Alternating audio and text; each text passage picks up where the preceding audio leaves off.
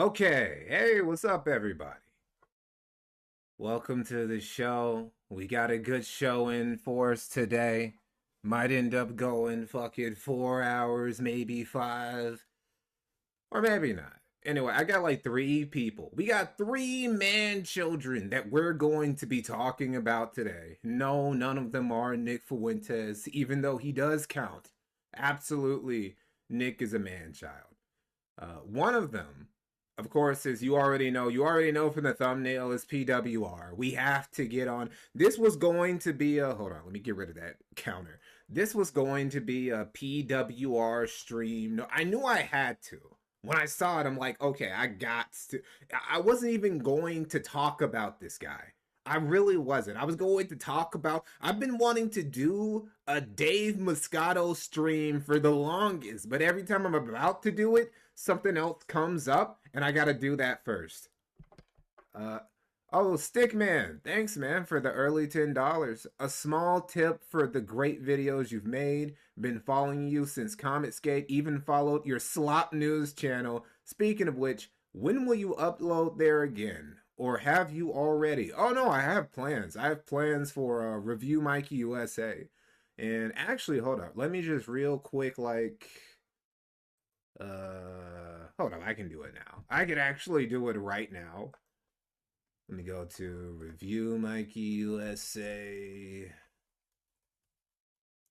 Before we get into it, let me shill. Let me shill real quick.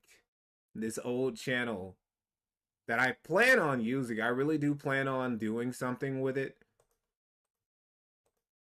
Not this year, but next year. Hold on, let me put it on screen for you guys. Right there. All right, so here we go.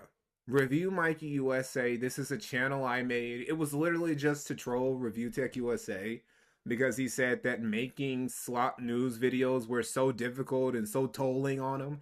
So I thought, well, hey, I can do that. I can make one of these a week. Now, L for me. This is definitely an L for me. I did stop. I did stop doing it after a few weeks because I was like, I was busy. I was making other content.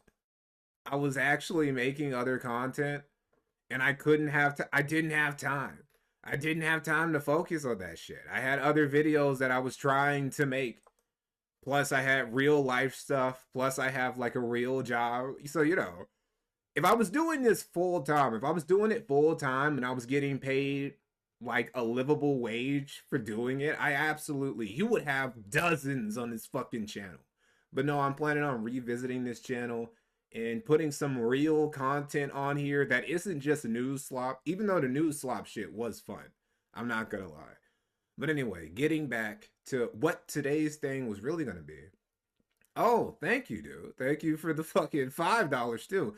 I know this probably is asking for too much, but it would be kick ass if you made a lol cow dot. Dude, oh my god. That's literally the first video that I was planning on putting on Review Mikey USA was a big documentary on Ubisoft's downfall. Like literally. That was gonna be my comeback video for that channel in like, I don't know, maybe next like first month of next year. So yeah, that was literally what I was planning on doing. Thanks for the $5 though, man. So getting back to today's topic. So I wasn't planning on doing something about PWR, but he just demands it. He just out of nowhere, well, not out of nowhere, because it's because of drug abuse and all these other issues he's got going on that we will get to. But it's like he decided to just throw down the gauntlet against basically the entire DSP detractor community and all of the casino bros who made his career in the fucking first place. Yeah, the PWR, he's a dead meme. He's a dead meme, and he couldn't take it. He couldn't take the land of milk and honey for PWR. It went away, and hold up, I'm talking about this, bro. Let me put him up here. Yeah, let me stare at his face, that beautiful mug that everybody fell in love with for like a month or two earlier this year before he didn't even experience a downfall, right? Here's what happened. The casino, and we'll get to this more in depth when we get to him, but the casino, basically they thought that his streams were kind of funny, so they talked about him, and he got that boost, and casino bros and DSP detractors, they started coming around throwing money at him, because it was a fun show, because you got this fucked up DSP dent who's just, he's spiraling, he's crashing out over his love of Phil and wrestling. He gets no ass, he still lives with his mom. It was just like a freak show. It was a fun freak show, and he was kind of an endearing character. So people threw this money at him, and he let it go to his head. That fucking big chrome dome of his, it got a little bit too inflated during this time, and it's crackling when I raise my voice. All right, I guess I gotta lower it. I hate having to do it, but I don't want to blow you guys' voice ears out or whatever the fuck. So yeah, he let it get to his head, and he ended up basically wasting a lot of the money. He moved out when he wasn't supposed to, and he just assumed that he was gonna be living in the land of milk and honey forever, right? So when the gravy train stopped the flowing, right, when it stopped going, he was done. He was cooked. Well, he wasn't cooked. See, that's the thing. He's not cooked. Okay, I'm gonna say this, and then we're gonna get on with the show. Get on with the stream, because we got two people. Well, really one guy and then Rich. We're gonna go to Review Tech USA for a brief moment before we get to the real meat that is PWR. Basically, he went from being like a big streamer with thousands of views to being like, I don't know, the average streamer on YouTube or Twitch that gets a couple dozen to maybe 100, right? Like he was basically, he does worse than what I do, right? He's lucky if he breaks 100 concurrent viewers, which for the average streamer on YouTube or Twitch ain't that bad. Like legitimately it's not. It's actually really good. But when you have a substance abuse problem, and you're living outside of your means, because like a fucking retard, you just assumed you were going to be getting money like that forever, and you moved out when you weren't supposed to, or you just moved to some place that was more expensive than what you could afford without making all that mega money all the time, right? And so yeah, you guys get it. He's basically put himself into a position where it wouldn't be that bad if it wasn't for the fact that he is who he is, right? All of PW's problems are ultimately his, and we're gonna show you this whole little King Snake Jr. act, uh, Baby Snake, Emperor Snake, whatever the fuck, King Worm, whatever you want to call it, is a LARP. And I'm gonna prove that him trying to say, man, I wasn't this Forrest Gump, I didn't even live with my mom, all that bullshit, I'm gonna prove that that is bullshit by the end of that stream, by the end of this stream. Now, moving on to our first man child, Burger Planet. Now, I'm sure a lot of you guys, well, a lot of you guys probably aren't familiar with who Burger Andy is, because why the fuck would you? Burger Planet, also known as Burger Andy, is, hold up, let me have I can actually put a pic up of him too, real quick, before we get to him. Hold on, no. Go to image. I'm gonna share it with you guys. Share the beauty of the man that we're talking to right now. Yeah. There he is. Burger Andy. Let me make it really big and wide. Big and wide for you guys and whatnot. Hold on, that's blocking the chat. You're not that important. Hold on, you guys can't even see the chat right now. My bad. I got you. And I see you. All right. Oh, hey. Thank you, some blue balls, for the 50. Wow. Thanks, man. Hey, man, thanks for doing what Josh doesn't really do anymore, but better. Oh, yeah, I really wish. I mean, he does these little compilation streams, right? Where he goes over, it's like compilations of old streams he did about certain topics. So they're like almost like condensed pseudo documentaries. I think those are cool. But yeah, I would like for Josh to stream more. Alien Hunter, thank you for the $9.99. No message, but thank you anyway, bro. So yeah, this is Burger Andy. This is the first man-child that we're going to be covering today. And really, there was just this one little clip that I saw recently that made me want to talk about this guy. Now, there are documentaries about Burger Andy if you want to see him. Interesting stories around the world talked about him.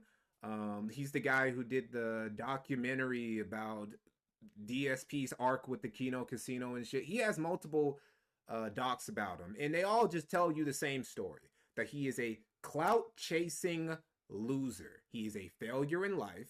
He's talentless. He's not funny. He's fat. He's ugly. He's hideous inside and out. He's creepy with women. He's fucking annoying. He's attention hungry. All he's good for is panhandling on the internet, right? His greatest aspiration in life, the peak of his career, the peak of his existence, was being a minion for Ice Poseidon.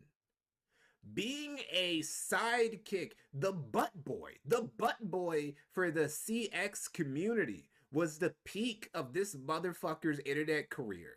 And he's been doing this. Hold on, let me go down. Let's go to his channel now. You can see it right here. It says so on his channel. Burger Planet, YouTuber since 2007, IRL streamer since 2015. And look, I'm not a big fan. I'm not a big fan of bringing up the social blades and whatnot. I don't think it's really, I know that Warski loves this. Warski loves bringing up the social blades and just shitting on has-beens who are falling off. He loves doing that. I'm not a big fan of that. But in this case, right, because I just want to make it clear to you. So this dude, first off, his channel right now, 27 is it was made in 2017. He's been streaming since like 2012. He's been a YouTuber period since 2009. This is the state of his channel. This is how he's doing. Only 100, like, look at that shit. Nothing. There's nothing. Nothing's going on. After all these years of content creation, all the clout chasing, all the sucking the dick of bigger streamers trying to get clout however he can, it never worked out for him. And he really made his, first off, he's tried everything, right? Before he was an IRL streamer, in case you're wondering, why the fuck is he called Burger Planet? He used to be, we can see right here on his channel, he used to be something of a food reviewer. Hold on, let me see. Well, he didn't used to be. Food reviews were one of the things that he did. He wasn't really like it wasn't a big thing for him. You would have thought with the name Burger Planet that he would have gone for that. He would have tried being a mukbang channel or whatever, but no. He has a lot of travel vlogs and whatnot. It's basically it's non-tent, basically. He tried to be a variety streamer, but he forgot that you have to actually be interesting. He's like Phil. He's like Phil, where he thinks that just by being him, he thinks that people come for, like, look at this. Hold on real quick. The audio wasn't on. Excuse me, guys.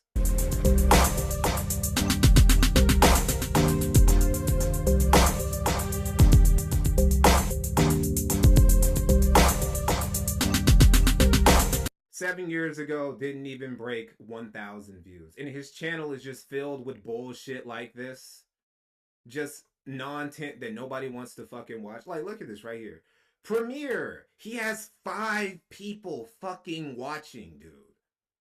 Like, PWR at his lowest right now shits all over Burger Planet. And he's only been streaming... Well, he's been streaming for a while, but he's only been, like, actually trying to grift for real, off of, like, from, like, a year. And this guy, he's got nothing. He's got nothing. And so another thing he tried was skits. He tried being a skit guy. And we're just going to show you guys a little bit of what those skits were like. Just a little sampling of Burger Planet. Hi, my name is Steve, and I have what you might call an extreme obsession. My whole life, there was an emptiness. But then I found celebrity chef Guy Ferrari. Ever since then, I've wanted to transform myself into Guy Ferrari. Yeah. Sometimes I just like to walk around and just see the sights, enjoy the park. There's a water fountain. Other times, maybe I just go to a sporting game. I'm all into sports and anything crazy, just like Guy Ferrari, my hero. Yeah. All right, I won't keep subjecting you guys to that shit. I will subject you guys to another skit he did, though. This one is Alien Invasion, Trump Reacts. Earth's outer space by the National Radio Astronomy Observatory in San Agustin, New Mexico. These objects are presumed to be some form of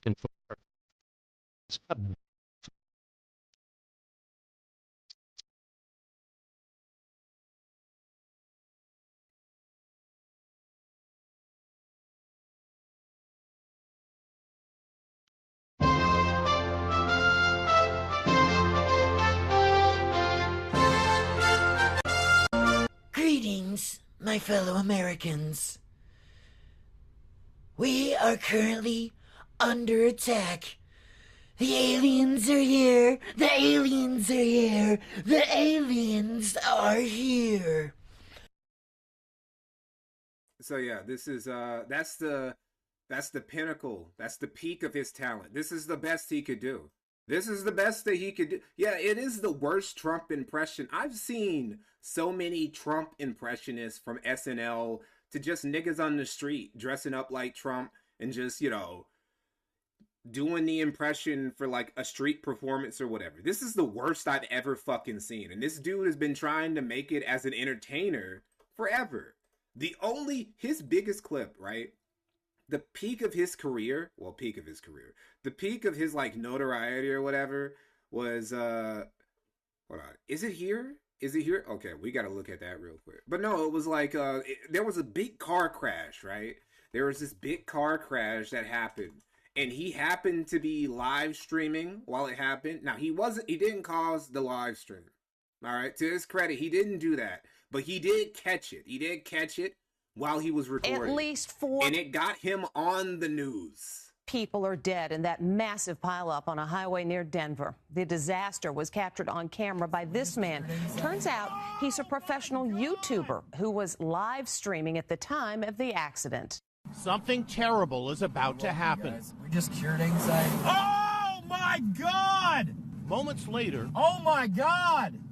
Something's on fire, blew up here, guys. the fiery pileup involving 28 vehicles took place on Interstate 70 in Colorado. I was just so bewildered about what just happened. Like, where the heck did that come from? Like, the thing just came out of nowhere. Thousands of followers were watching Josh McCutcheon live streaming his road trip down I-70. At first, he was all pretty routine. Then a truck comes barreling past him. Oh my God! He immediately went into reporter mode, giving a live account of the disaster. We are live on the scene. Things are exploding underneath this. We can see a car right here, completely crushed. If you believe in prayer, now's a good time to say one for those involved. We spoke to him today. Tires started exploding on cars and stuff. It sounded like a war zone. Things are exploding. I was worried if it was a big tanker truck and a tanker was going to explode or something. You can see a giant pile of lumber feeding the flames. You can also make out a Jeep and pickup truck there in the center of the inferno. It's just like a scene from The Walking Dead. Yeah, and that was his peak. That was his peak. The most famous he had ever been was just coincidentally streaming while a terrible fucking car crash happened. And this right here, oh, this is one of our favorites. This was posted by Burger Planet. He put this on his own fucking channel, right? And also for those of you who are wondering, wait, why is he called Burger Andy when his name is Josh? Why the fuck? That's because he's actually so irrelevant. He got categorized as Burger Andy as opposed to Mexican Andy. As opposed to, what was it, Salmon Andy? He was just one of the many Andys that orbited Ice Poseidon back in the day. He's not popular enough. He never had enough clout to even have his own name. So let's watch this. What? You said I could get on if I had a worm. Oh, okay. You guys said I could get on if I had, and earlier he said I could get on. Dude. Paul, is it cool if I come, man? Come on, you said I could come on earlier. Same people as before, we don't have enough seats. You said and I just ate a worm and shit. Dude, it's sketchy out here. I don't have to walk back through there. I mean, why'd you come here? I came here to see you guys. You said I could come with you. Oh, look at his face. Look at that face. Look at the disappointment. Look, you can even see it in the reflection, right? It's like, oh my God, are they really going to leave me out here? Do I really have to walk all the way back home? Guys, you said you would let me on. Guys, you said I could come with you. Right?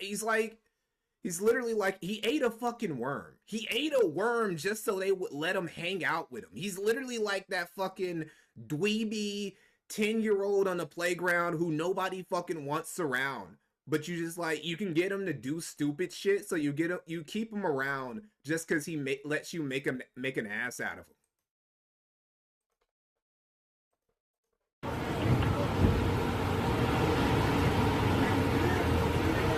This is like hanging out with frat dudes. Whatever. It's cool. See, these are the frat guys of the internet, guys. The Jake Pauls of live streaming. They are not the Jake Pauls. They wish. All of these dudes wish they were actually that relevant. That they could hang with Jake and Logan Paul and KSI and shit. And then, oh no. Oh, I had it twice. Okay. So this is the clip of him when he was with Ice Poseidon and shit. And this was around the time. Ice Poseidon actually wasn't the reason why he got kicked out of CS and they stopped letting him around at all. The main reason was because there was this guy, I think, what was his name? Bone Spurts, something like that, right? Whatever, anybody knows what his name was. This dude made an expose video or stream where he just brought out all this bullshit about why he hated Burger Andy and shit, and why he shouldn't even be allowed in the community anymore, including how he was this creepy dude named Xenon the Stalker, and he used to just go around harassing and recording women to the point that he's been kicked out of this bar for like a decade. He can never come back. So this is when the Kratz got formed. Ice Poseidon let Burger Andy come along on this trip to India, which, all places, you want to go as a IRL live streamer. Took this trip to India. And even though Ice was really doing him a lot of favors and shit, right? He gave him money. He gave him like $300, $400 just to record.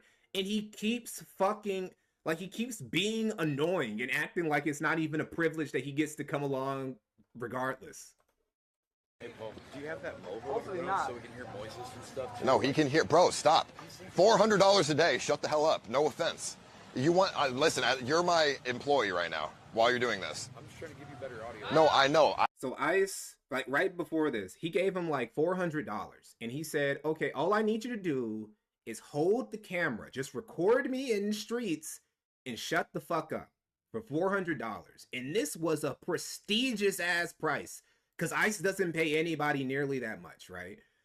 Josh, what is his name? Burger Planet basically had to grease his palms by being, Ice, I'm your friend, right? I'm only here because of you, man. And, he basically just begged and fucked with him just to, like, get him to give him extra money just for holding a fucking camera. And all Ice wants him to do, dude, please, just record me, just hold this camera and shut the fuck up. Just do that for me, please. And he can't do it. I know the audio with this it's loud as hell out here. If I take this off and make it more like universal. I was to put that little mic and use that. Use them both. Nah, I'm gonna keep it on. No, it's fine. He's standing 2 feet away from me, bro. It's fine. But when people aren't, they can't hear you. Just. Well, hopefully it's the before. I pay people $100 to do camera work, and they don't talk. And they don't. I know. Like you. No, it's fine. You can talk. I just don't need your suggestions. Okay, whatever. Unless something's great. Like, are you mad? No, don't be mad, bro. No offense. I know. Can you guys hear Moises? Because nobody says anything in the chat about it, so I think they can hear him. It's fine, dude. For $400 a day, just stop suggesting shit. I feel like is that your oil? But it would. I don't know, man. I don't care. I don't know, man. It's just like car. I was just saying, it might be good to have that bike as a backup in case that battery goes dead. That dude definitely had a gun. You have it in case. I don't think. How long does the battery last? Burger. Can you want me to respect you, right? Yeah. Then you should respect me. Yeah.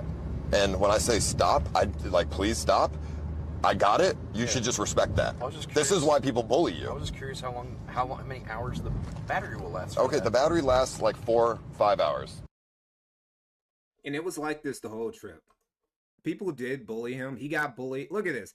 Half an hour of Ice Poseidon getting annoyed by Burger Planet. Now, we're not going to watch all that shit because we'd be here all day. There are endless moments. There are endless moments of him just bothering people, annoying people, just, being a faggot. He's been beaten up several times. He's started several fights, and he's lost all of them, right? Now, oh, and this is one more. Before we get to, like, the last day we're going to look at, and it's going to be the main course when it comes to Burger Planet, and what ties him to the man-child is that everything I've shown you, including this clip here, has been from his 30s, right? This has all been 30s. This dude is like 42, I think, right? Like, he's the age. He's Review Tech USA's age. He's DSP's age. All these dudes, all these fucking 40-year-old, never grew up, stuck in their ways ass dudes. He's one of those, right? And this is one of my favorites. This is when he was filming Dr. Disrespect, and the doc didn't want to be respected, so he pressed him, right? And Burger he's not afraid of fighting somebody. Like, when somebody was calling him Xenon the Stalker, he hates that name because it's like, I don't know, he doesn't like being known as somebody who harasses women, even though he does harass women. And also, he tried to hook up with some disabled girl, like, for real. She ended up rejecting him, by the way. That was probably his biggest L ever. He got rejected by some disabled bitch. So this moment right here, he tries to film Dr. Disrespect, and the doc comes up to him, and he's like, hey, man, don't ever do that shit to me again. Good stuff. That's good stuff. But honestly, we can't do real good stuff. Sure, like that's I live in LA. Guess we're not gonna collab. Don't ever film me again. Then I'll come to Dallas. Why? Just do me a favor, okay? Our horse team is moving to. Don't ever film me again. Don't ever get me on there. Okay. Do you hear me? What? Don't ever. Hey. What? All right, well, get away from me, man. Don't be on my thing. Get out of my face. Get it out of my face. All right, I'm coming over. Well, don't go back into it if you don't want to be in it. All right. Well, I wasn't even doing anything weird. I don't fucking know. It's fucking awful. I'm about to cry. Fucking done with this shit. Fuck that stupid wig wearing mullet fucking idiot. Who the fuck does he think he is? You're right, man. I've seen the fucking Trailer Park Boys. Whatever, dude. That doesn't give him any right to treat me like that.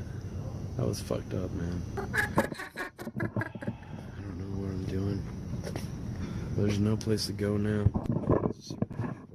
Yeah. Good stuff. That's good stuff. But honestly, we can't do real good stuff. Sure. So yeah, and here's the thing, right? Here's the thing. Technically, Andy wasn't doing anything wrong. You can record anybody or anything you want in a public space, right? Like, the doc had no precedent. He was basically just intimidating the guy because, Dr. Disrespect, for those who don't know, Dr. Disrespect Minors is like 6'7", 6'8", like literally fucking, he'd be tall in the NBA. So for somebody like Andy, Burger Planet, who is a bitch, who is a pussy, who has never picked a fight with somebody bigger than him, who only talks crazy to dudes his size or smaller or who are women, he gets intimidated by guys like Dr. Disrespect pretty easily. But he was in his right. But he would never stand on business and tell him, hey, man, I can film wherever the fuck I want. This is a public space. We aren't in your fucking house, man. But, it is what it is. Anyway, getting on to that. Now that you guys all know, if you really want to know everything to know about Burger Planet, you can easily just go and watch one of the mini documentaries. Like this guy is the one who did the Kino Casino and DSP arc video. This is one by Saturated Content. There's plenty of shit you can go and watch about this guy. He's banned from live stream fails. The subreddit r live stream fails. He's literally, you will be banned for posting videos about Burger Andy. They don't even want to look at him over there. So this brings us to this. We're going to speed this one up because I don't want to spend too much time with this guy. But, he is a man-child. And this video is pretty fucking funny after you see that. So, this video is going to be him crying about how his daddy doesn't love him because he doesn't approve of his career choices. Now, why would he? After everything you've seen of Burger Planet, why do you think that his daddy wouldn't approve of him living this way and not just getting a regular fucking job? Why do you think that is? Wait, so you're telling me a dozen YouTubers is making money from making fun of... Yes, there are people who are... Burger Planet, he is a I've called a lot of people internet panhandlers. This dude, he's lower than COG, he's lower than DSP, he's lower than PWR right now. PWR gets more viewers on average and gets more donations on average than fucking Burger Planet. This dude is a loser, and he's been doing it almost longer than anybody else you know. He is an OG YouTuber. He was one of the early IRL streamers. He's never accomplished anything in his life. And if you were his dad, you would also disapprove of basically everything he's ever done. So let's get to it so we can get to something else. I hate my dad. I hate my dad, but I don't have freaking cuts all over my arms. I got scars from being... Oh, he has a laugh track, too. He's like Review Tech USA has the applause button. This guy has a laugh track. In my opinion, the laugh track, worse than Review Tech USA's applause button. And he's just as bad at using his, too. He uses it in the most inappropriate scenarios. Getting the shit beat out of me with his belt, but whatever. I guess I learned my lesson, just... don't have kids, so I don't beat the shit out of mine.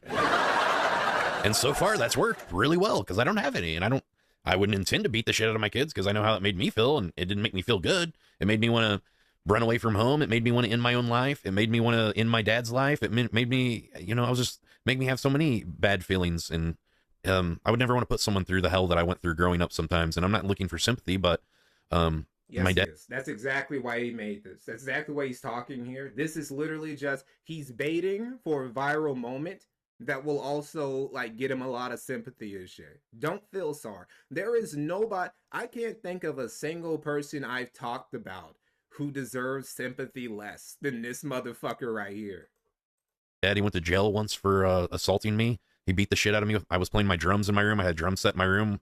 And, of course, you have drums in your room, you're going to want to practice the drums. And I was playing my drums, and my dad was mad about me playing the drums, even though it was during the daytime. It wasn't night or late or anything, but he just didn't want to hear the drums. And he just I had my door locked and just busted through the door like a psychopath. And he grabbed my drumstick and just started beating the shit out of me with my drumstick. And I had all these bruises around my... Dude, imagine that. You know what? First off, for those of you who've seen my Dave Moscato video, you already know, whenever one of these middle-aged, man-child-ass motherfuckers talk about, oh, my daddy, he's so abusive and shit, they're always exaggerating. They're always lying either, explicitly or through omission. They're always getting rid of certain details and always making the details where they're a victim worse, right? So it's like his dad just burst in. Because, I don't know, he was doing a drum solo, and it was so shit that it triggered his daddy, that he just, I don't even know how you can leave bruises on somebody with a drumstick. Wouldn't it be too thin? Maybe if it was the drum itself, I would understand. But surely with a drumstick, you can't bruise somebody that much, unless it was really fucking thick.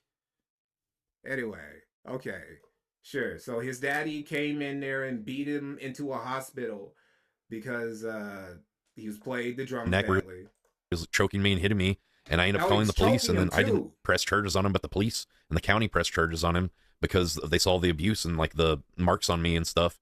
So, and then we had to go to family counseling, and then my dad just blamed me the whole time. And then since my dad and my mom were paying the counselor just had their side the whole time. So he basically just enabled my dad and told my dad that I was just like a problem child and everything was my fault and he didn't have any accountability, and you know, and it was all me, and I'm just like a horrible son and all this stuff. And still to this day, my dad, I asked him, I said, if there's anything you could do different, what would you do? He said, I didn't beat you enough. See, hold up. I was talking shit earlier about how he's really bad at using the laugh track. That was a good use of the laugh track. That was very funny. Not for the reasons why he thinks, right? Like he probably didn't think, he was probably using it in an ironic way. But no, Andy, that actually was very funny. Your dad's fucking hilarious. If Andy had his dad's sense of humor, he would have gone somewhere. His career might have actually taken off.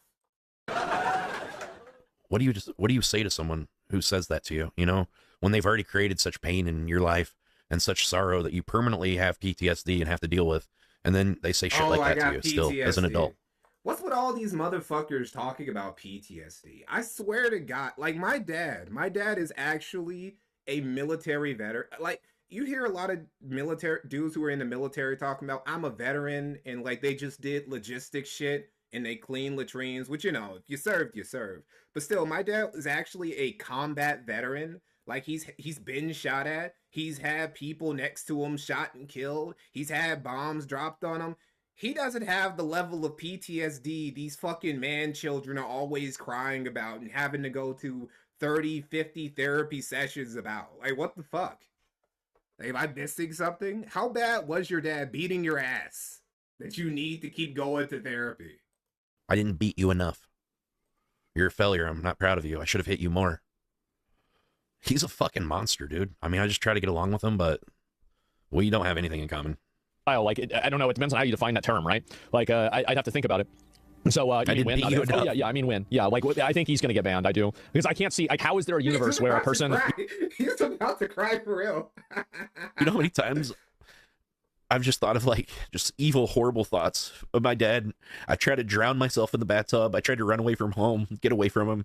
My family's had... he was really an attention whore. He's been an attention whore his whole life. Tried to drown your... What are you, a fucking 13-year-old girl? Did you try and cut your wrists too, nigga? Multiple interventions to, like, tell him to stop hitting me when I was a kid and stuff. Not now that I'm an adult. But when I was 16, we had, like, this big fight, and my friends and I were smoking pot on the front porch, and some reason my dad got off work early, like an hour early, and then he usually comes in the garage door, and then he came in the front door, and then the pot, like, smell, it wafted in and followed into the house with him, and then he thought I was smoking pot in the house, and my door was locked, and my friend Ryan had, like, a half gallon of Crown Royal. Ain't he 40? He is, I believe, 42. I believe he's 42. This guy right here, he's 42. Talking about all this shit. I had my door locked, and then my dad just started beating the shit out of me, and then I finally, like, hit him back, and I punched him with all my might in his face, and I broke his glasses, and I drew blood on him, and then he went fucking insane. He was like, he saw the blood, and he looked at it, and he was just like, oh, it's like when you get to the next phase of Dark Souls or Elder Scrolls or like Elden Ring's boss, right? He unlocked the next phase. Now you've done it, little man. And then he drug my face over, there's like sand in the plaster, and he drug my face, it was like sandpaper on the walls, he like drug my face over it. Oh shit, it really is like an Elden Ring boss. He like unlocked new moves for this nigga too. And then he was like hitting me and shit, like full on fists and stuff, just like punching me and stuff. And then we went and I like ran away from him. Then he like came and got me in the living room, and we knocked over a lamp and broke one of the lamps. And then he got on top of me and he choked me around my neck, and he started slamming my head in the ground. And I thought I was going to die. And I like felt the light. His dad was fucking Brock Lesnar. This dude was just throwing him against walls and shit. This is the time you're gonna die, little man. And he's choking me and slamming my head in the ground multiple times. And then my brother was home, and he was so scared, he went and unlocked the front door so my friends could get inside the house. And my friend Ryan, who's actually now a murderer and serving like a life sentence for murder in Florida. Wait, what? What? Hold on, excuse me. Wait, what? And then my brother was home, and he was so scared, he went and unlocked the front door so my friends could get inside the house. And my friend Ryan, who's actually now a murderer and serving like a life sentence for murder in Florida. What? That's... You're telling this story. And you just drop that. You just drop that random details. Just drop that random detail. Yeah, so I have this friend. He's not important to the story or anything. But yeah, he's guilty of murder. He's serving like a life sentence for killing somebody. Okay. He talked my dad out of killing me, and that's might be one of he was a the only pacifist. reasons I'm alive right now. He might have killed me in a fit of rage because he was just so consumed by evil and by... See, Ryan, he took a life, but he also saved a life, according to Burger Planet here. fear and So technically, he's clear. He still might get into heaven. He's karmatically balanced. anger that he couldn't think. He's just acting on impulse. And I almost died, and he was just bashing my head into the ground, and I was like blacking out. And my brother ran to the door and unlocked the door, and my friend Corey, I guess he grabbed a baseball bat. He thought he was gonna have to knock my dad out with a baseball bat. And my friend Ryan came in the house. He said, "Gary, you don't want to do this. You don't want to be doing this." And he talked some sense in my dad. Yeah, Ryan actually did save the wrong life. Like, there are so many people whose lives would have been, like, objectively better had Ryan not intervened. Maybe Ryan does deserve that prison sentence. And my dad stopped smashing my head in the ground. Like, it's some real shit. It's some real fucking shit, man. I wanted to kill him. I wanted to kill myself. Like, I don't feel like that anymore, but at that time I did, and I'm just glad I didn't act on that and I didn't kill him or myself. But I would never want to put somebody through the fucking hell that I came up in. And my dad was like a minister in the church, and everybody thinks he's such a nice guy and all this shit, and on the way to church, he's like yelling at me and fucking hitting me, and and then he walks in here, "Oh, praise the Lord, how are you?" He's just like a two-faced fake hypocrite. I don't know, man. I just can't fucking deal with it. With so much verifiable evidence, in terms of like holes in the wall, violence, like on camera things that he's done, like there's so many things, right? And it's like, there's really nothing that's going to happen about this. Like, this is like, you guys have seen it. I've already shown you guys clips, and if you've seen a documentary or you've just kept up with this guy and his shenanigans, you already know. But this is so inappropriate, right? Like, this is inappropriate for the style of content creator and streamer that he is. His audience, the few people who keep up and watch this guy, they don't come forward to him to see him fucking cry and just crash out over some 20, 30-year-old trauma of his dad just viciously beating his ass, which may or may not happen. I'm for real. I don't think he made this all up. But again, with dudes like this, they always emphasize, they always massively increase the suffering and victimization on their part. They can't help it. What are we doing here? I don't think he's crying for no reason, because he's not that good of an actor, and if you've seen his content, he doesn't cry. He's not a cry baby. He is a baby. He's not a cry baby, though. He cries on stream less than Rich does. So for him to do this, obviously something happened. I just don't think it's exactly how he described it. I love my dad so much, but I just wish he would have put me through that. I guess his dad used to get drunk and beat the shit out of him and stuff, so it's just like, well, if it's good enough for me, it's good enough for you, but that's one of the reasons I never want to have kids, because I never want to put somebody through the pain. That is not the reason why you don't have kids, Andy. That is not the reason. We all know what the real reason is. Come on, man. And I never want to be like him, I just want to end the cycle of and sometimes I see my brother get mad and yell at his kids or something, and it's just reminds me of my dad so much. I'm like, I'm glad I don't fucking have any kids, dude. I don't want to fucking put anybody through what I fucking had to deal with, and I never got molested or touched sexually that I can remember, I don't know. I guess people say you could repress something, and as far as I know of and remember, I never was, but it was just physical abuse.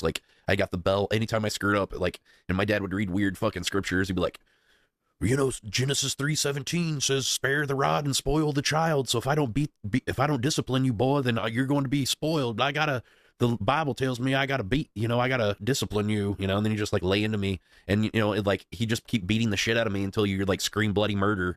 Growing up, when I was growing up as a kid, it was just like a war zone. I remember one time I bounced a bouncy ball in the kitchen, and I bounced it too hard, and I accidentally broke the light, the globe that went on the ceiling fan in the kitchen. And I remember just being like, oh my fuck, dude, I'm fucked. And I went and hid in my room, and I hid in my closet open that my dad could never find me. And then he found me and just like beat the fucking shit out of me, dude. See, what he's describing, what he just described just sounds like average shitty Dennis the Menace kid getting like the consequences you should expect. So you were playing with your ball in a place where you weren't supposed to be playing, and you literally like broke a light that was on the ceiling or on the counter or whatever. You broke something that your parents were going to have to pay for. And then you tried to hide, and your dad found you and beat your ass for playing inside the house and breaking shit. That's not abuse, bro. Like, every badass kid who does dumb shit like that has experienced this. That's actually what's supposed to happen. In fact, I'm starting to think that maybe this didn't happen, right? Because, I don't know, kids who get punished for doing dumb shit like that don't turn out like this, right? Kids who actually had to grow up and face consequences for their actions, they don't cry on stream in their fucking early 40s about that time their dad beat their ass because they broke a light. He just kept beating me and beating me and beating me. It was like how much was that? Like $10-15 fucking piece of glass. Like, he's see, a fucking... See what I'm talking about? See, I don't even know. Why did he beat me? It was only $10-15. That's not the point. The point was that you broke something because you were playing in a place where you weren't supposed to. See, this is what I'm talking about. This is why I don't believe this story. Somebody who actually faced like regular consequences for their actions doesn't think like this. They don't act like this. They would know exactly why they got their ass beat. What do you mean? It was only $10-15. You didn't fucking pay for it. Out of a bitch, dude. And no matter how hard I try in my life, it's never enough for this fucking piece of shit. He has never been proud of me. He has never encouraged me. He's only told me to get a job and give up streaming and doing everything I fucking do. Oh my god. Even though... my dad is such a piece of shit. He sees that I'm in my late 30s, my early 40s, and I've been trying to be a content creator forever, and it's never gone anywhere, and I'm still a panhandler. I still don't have kids. I still don't have a house. I'm still begging on the internet. And he told me, guys, he told me to get a real job. Can you believe that? He fucking came at me. He threw a fucking job application at my face. Can you believe that piece of shit did that to me? Yeah, okay. Yeah, but this is the guy. This is the guy who beat your ass viciously. Oh, I work so fucking hard at what I do. It's never fucking enough for him. And all he does is just like act like my brother is so much better than me. It fucking hurts so bad, man. It fucking hurts so bad. Your brother probably has a job. Just discredit anything. Your brother has a job and kids, and that's probably why your dad prefers him. Kind of fucking effort I put into my life. Like, maybe I'm trying to do something different, you know, then I guess you just can't fucking understand it or something, but it fucking hurts so bad, man. And so, yeah, I just want my dad to be proud of me. I just want him to love me, and I just want him to respect me. That's all, you know? And what have you done? What have you done to achieve or earn any of those things? Like, look at you. Fucking look at you. You're crying on stream about... He put this up, by the way. This big Burger Planet breakdown clip that I'm watching is literally something that he put up because that's how clout hungry he is, that he monetized his own trauma in tears. He's so desperate, right? And he still didn't get anything. Look at this. One day, only 1,000 viewers. Nobody's fucking watching this. Nobody's watching this except for us, right? I'm making more money off this content than this motherfucker is. Yes, he clipped himself. He takes clips of him being embarrassed, of him getting left off buses, him getting left from flights, him getting beat up, and then he puts it on his own fucking channel and monetized it because that's the only content of him that people want to watch. Nobody wants to watch his regular content. They only want to watch shit like this where he's being made an ass out of. He's got nothing else. And then he wonders why his dad doesn't respect him or respect what he does. It tells him to get a fucking job. He just doesn't. I don't know. He just never will. No matter what the fuck I do.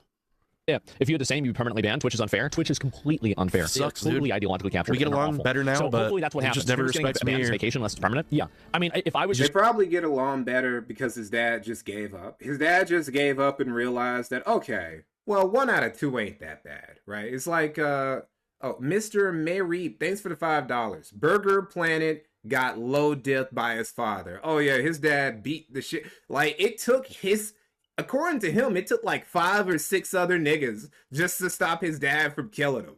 Like that dude, his dad was a fucking monster. He might have actually been Brock Lesnar. You might have had Brock Lesnar as his dad, because holy shit, he was throwing him in walls and dragging him across the floor like he was Broly from DBZ and shit. Fucking brutal. But yeah, I think you guys get along because your dad just gave up on you ever amounting to anything. So he's like, well, as long as he doesn't kill or rape anybody, we'll just leave it at that, right? It's like Dave Moscato's parents. Dave is a loser. He's trans, and he's not even really trans. He calls himself trans, even though he's never tried to transition, never taken hormones. He doesn't even dress like a woman anymore. He's balding. He just looks like a short, middle-aged, balding man. Meanwhile, his brother, his twin brother, is a police lieutenant, and he's married, and he's like a fucking pillar of his community. Like, he specializes in handling domestic disputes and shit, right? And this is basically the dynamic between Burger Planet and his brother. He is a complete fucking failure who has tried and failed to be some sort of celebrity or e-celebrity for like 20 years. Meanwhile, his brother is a productive member of society who actually has kids and has things to offer the world. And that's basically the dynamic. And this is why Burger Planet is a man-child and why he was the first man-child that we had to get to. Now, we're going to move on to Review Tech USA. It's going to be another short one, and then we're going to move on quickly to PWR, who is the main entree of the day. Wasn't his dad in the haircut video like super supportive? Oh yeah, hold up. Let me show that. Let me show that. Before we go, let me show that too. Before we get to Rich. Let me show you guys this monster, this evil piece of shit who just he's never enough. It's nothing he ever does is enough. Let me see. Haircut. Hold on, I just put up.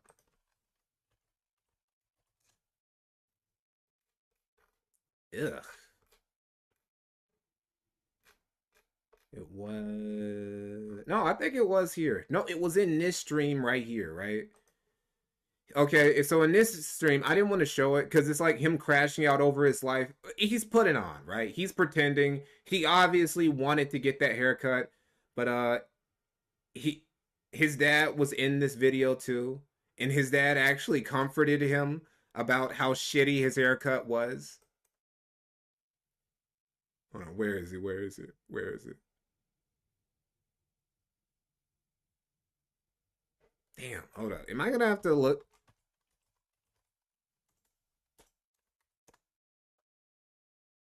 It was... I think it was here. Yeah, I think it's here.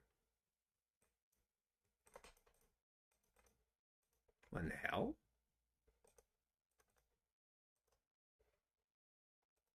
Is the browser freezing up on me? Barber fucked my shit up. Yeah, that's literally what he told the barber to. He didn't accidentally get a fucking... What the fuck? What's going on? This only happens when I use Microsoft Edge. I really should just start using Brave or fucking...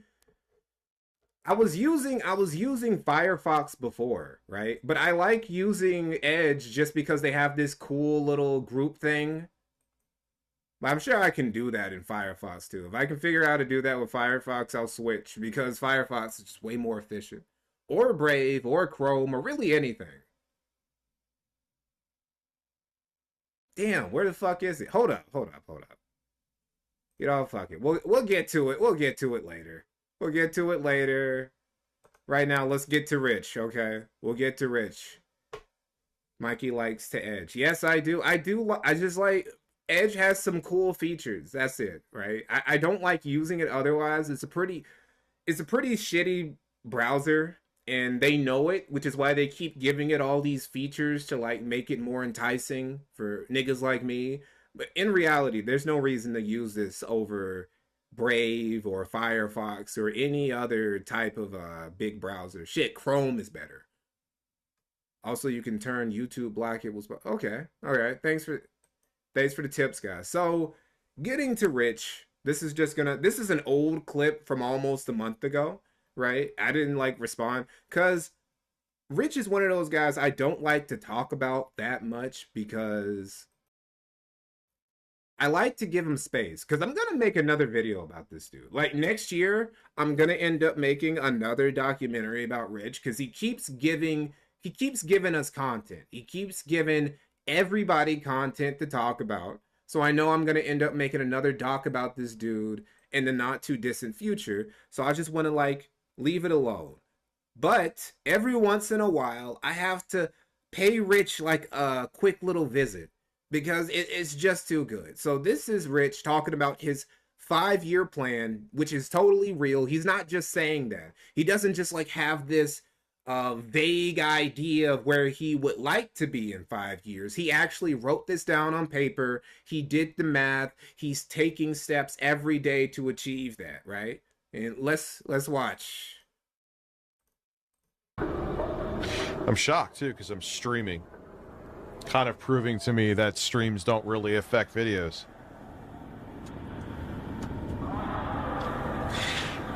Kind of proving another fucking reason I should have kept Review Tech USA, huh? Now that hindsight. But you know what, though? Other opportunities, man. I'll get back on my feet. What other opportunities are you referring to? Like, what other... Literally, your YouTube channel was all you had. There are no other opportunities. You don't have any skills. You can't stop being a content creator and like enter like industry. You can't go back to the industry that you like left to become a YouTuber. You can't do that. You've been out the game for too long and you haven't worked on any of your skills. You haven't saved any money to fucking invest. Nobody's like trying to like build any bridges with you. The closest you ever had was with LolCow Live, and those niggas don't want you. Like they keep bringing you back as like a variety cow on one of their second, third string shows. But even then, Keemstar doesn't want you. Not the way he wants somebody like DSP, right? Like Keemstar doesn't give a fuck about you like that, Rich. So what other opportunities are there?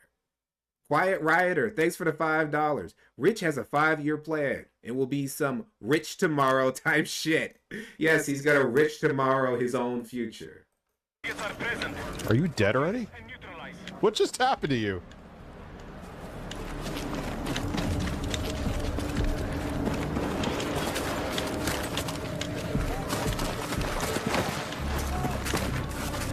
The mistakes I learned are now tools. If that makes sense. It doesn't. I won't make them again. Like what mistake? What specific mistake is he referring to? Not making again? Because the only mistake he hasn't made again is really just deleting his YouTube channel, which he can't. Because if he deletes Rich tomorrow, he's cooked. Like he's done. He like actually every other mistake he made, fighting with trolls, talking about politics, fucking with like his content output, not just doing news regurgitation videos, which are the only videos he does that actually get traction. He actually has like made mistakes with all of that time and time again. You guys remember in my documentary when I was talking about his fucking his 6 golden rules that a content creator should not make? He breaks all of those rules like once a month each. So the only mistake he hasn't made is deleting his channel and I guess fighting with Jay. My goal is in 5 years is not that I want to stop working. I won't. You will still see my ass live streaming and doing other things, but I want it that I don't have to. Why am I talking about this while poorly? Playing Battlefield 6? I was about to say 3. I don't know, but here we are. Who is Gamers Asylum? Why does he look like a 10-year-older version of me? Who is this guy? He's a very powerful man. I like to talk to this powerful man. Throw some ideas his way. The Gamers Asylum. Was telling mom that there was I'm this not person kidding. in the U.S. that was He is a retired cuck blowing his 401k, hoping Becky will spread for bread for him. Or I can make him a bunch of money and make an awesome show. Just saying. Oh, jeez. This is his 5-year plan. His plan, what if I made another show with some has-been on YouTube? What if I did that? What if I made that happen? And it's like, Rich, wasn't this your plan? This is literally Rich's plan with Mundane Matt, where he's like, what if I get with another YouTuber who's kinda washed, and we go ahead and we just try making a podcast together? It's not gonna work, Rich. You're not gonna there's no podcast idea that's going to save you. There's no way out of the pit you put yourself in outside of you somehow making better content more frequently or you winning the lottery. Those are your only two ways out of this, man.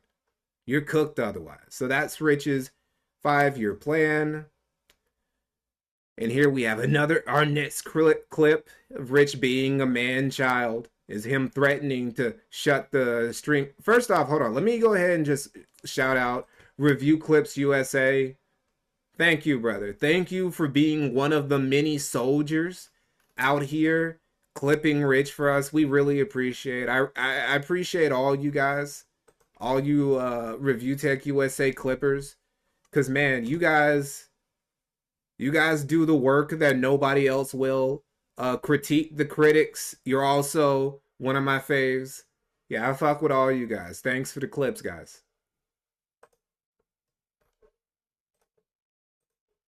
That Colin is not a true conservative. Why? He's been known as a very conservative person before Trump was in Trump 1.0. Yeah. Yes. Don't talk to me about this now.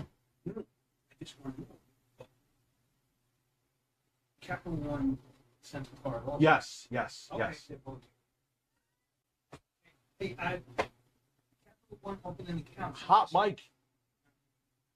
Mute it. Mute the mic, nigga. It's not that hard. Even I can do it at this point.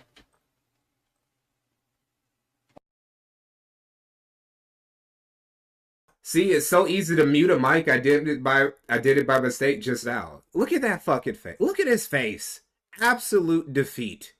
Absolute. Hold on, real quick. In fact, here's what I'm gonna do. I'm gonna do this right now. Brit screen.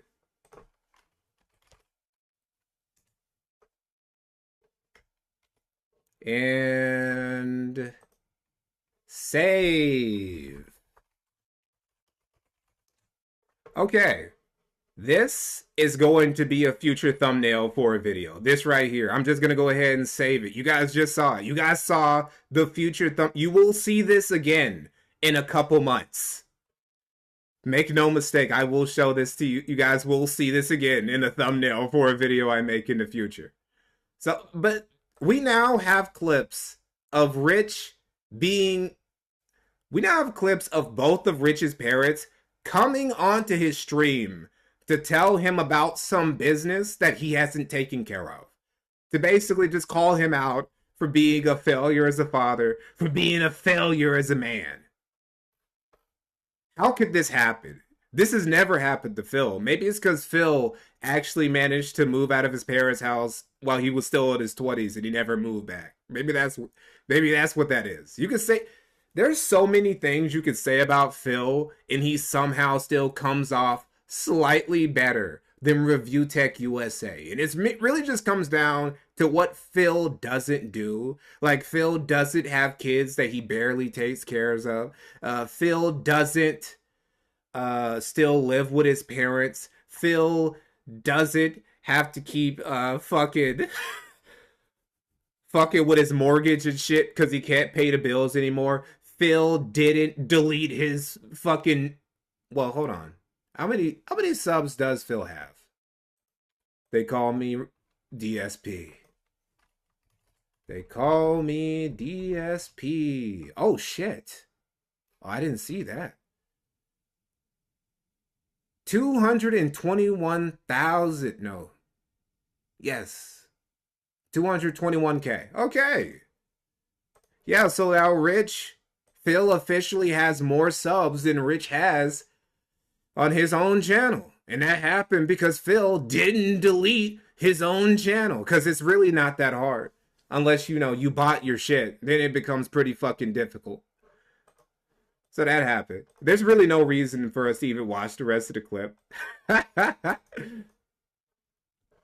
But we still got this. We're going to watch this. Wait, hold on. No, there's some little Twitter shit we got to cover. And then we're going to get to PWR. So right here is Rich being a hypocrite by calling out the DSP detractors despite him being obsessed with Phil to a greater extent than almost any DSP detractor ever has. It's like he has said, Duty, that this is like paying for his kid's college fund. Like, imagine trolling someone paying for your kid's school. How do you pay for this? I clip another middle-aged man online. Is that really any more pathetic than taking your shirt off for money? Is that really any more pathetic than being a middle-aged man who's basically a cam girl? I've made this joke about Rich several times about him being a cam girl, but that's what he is, isn't he? I mean, he gets on stream and he fucking prostitutes himself to his audience. He says, hey, throw some money my way and I'll bust it open for you guys. You know, I'll make them jiggle. I'll make it fucking swing for y'all. Just, yo, a couple dollars. And it's never that expensive. I would say the average cam girl has higher prices. They have more prestigious prices than Rich does.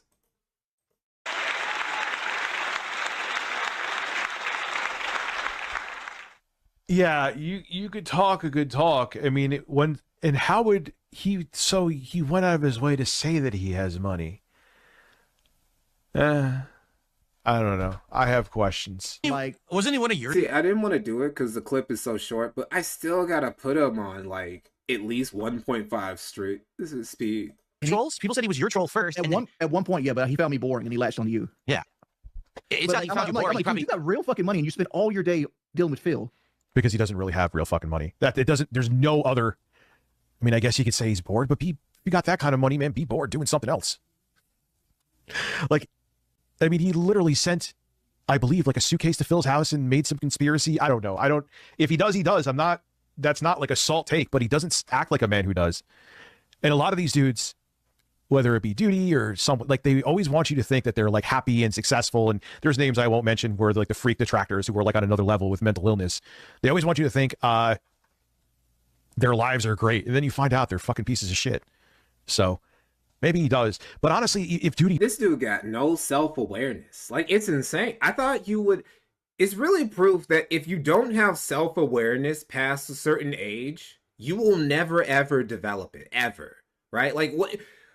These dudes just, like, yo, they pretend like they got it all figured out and that their lives are just, you know, they're fucking rock stars and shit. But then you find out that they're fuck-ups. You find out that they're failures.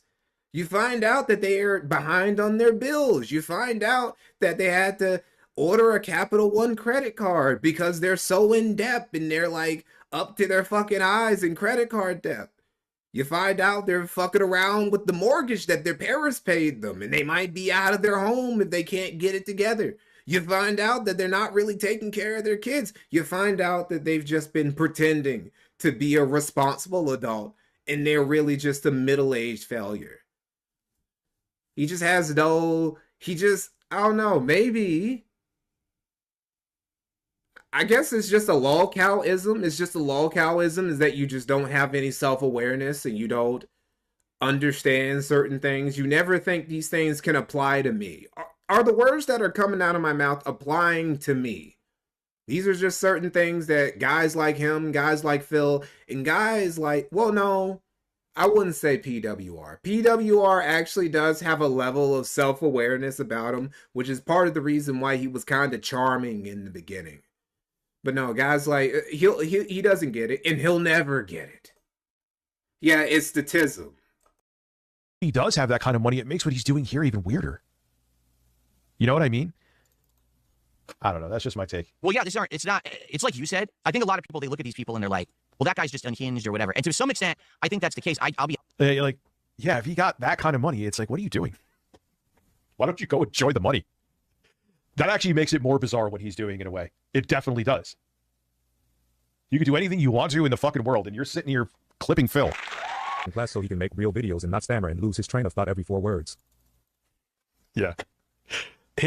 Duty's videos are like, when he talks, I tune out. And I'm not saying that personally. He's just not engaging like that, you know? I just don't get that's it. Like, absolutely. That is absolutely LTG to a T, bodacious CNO.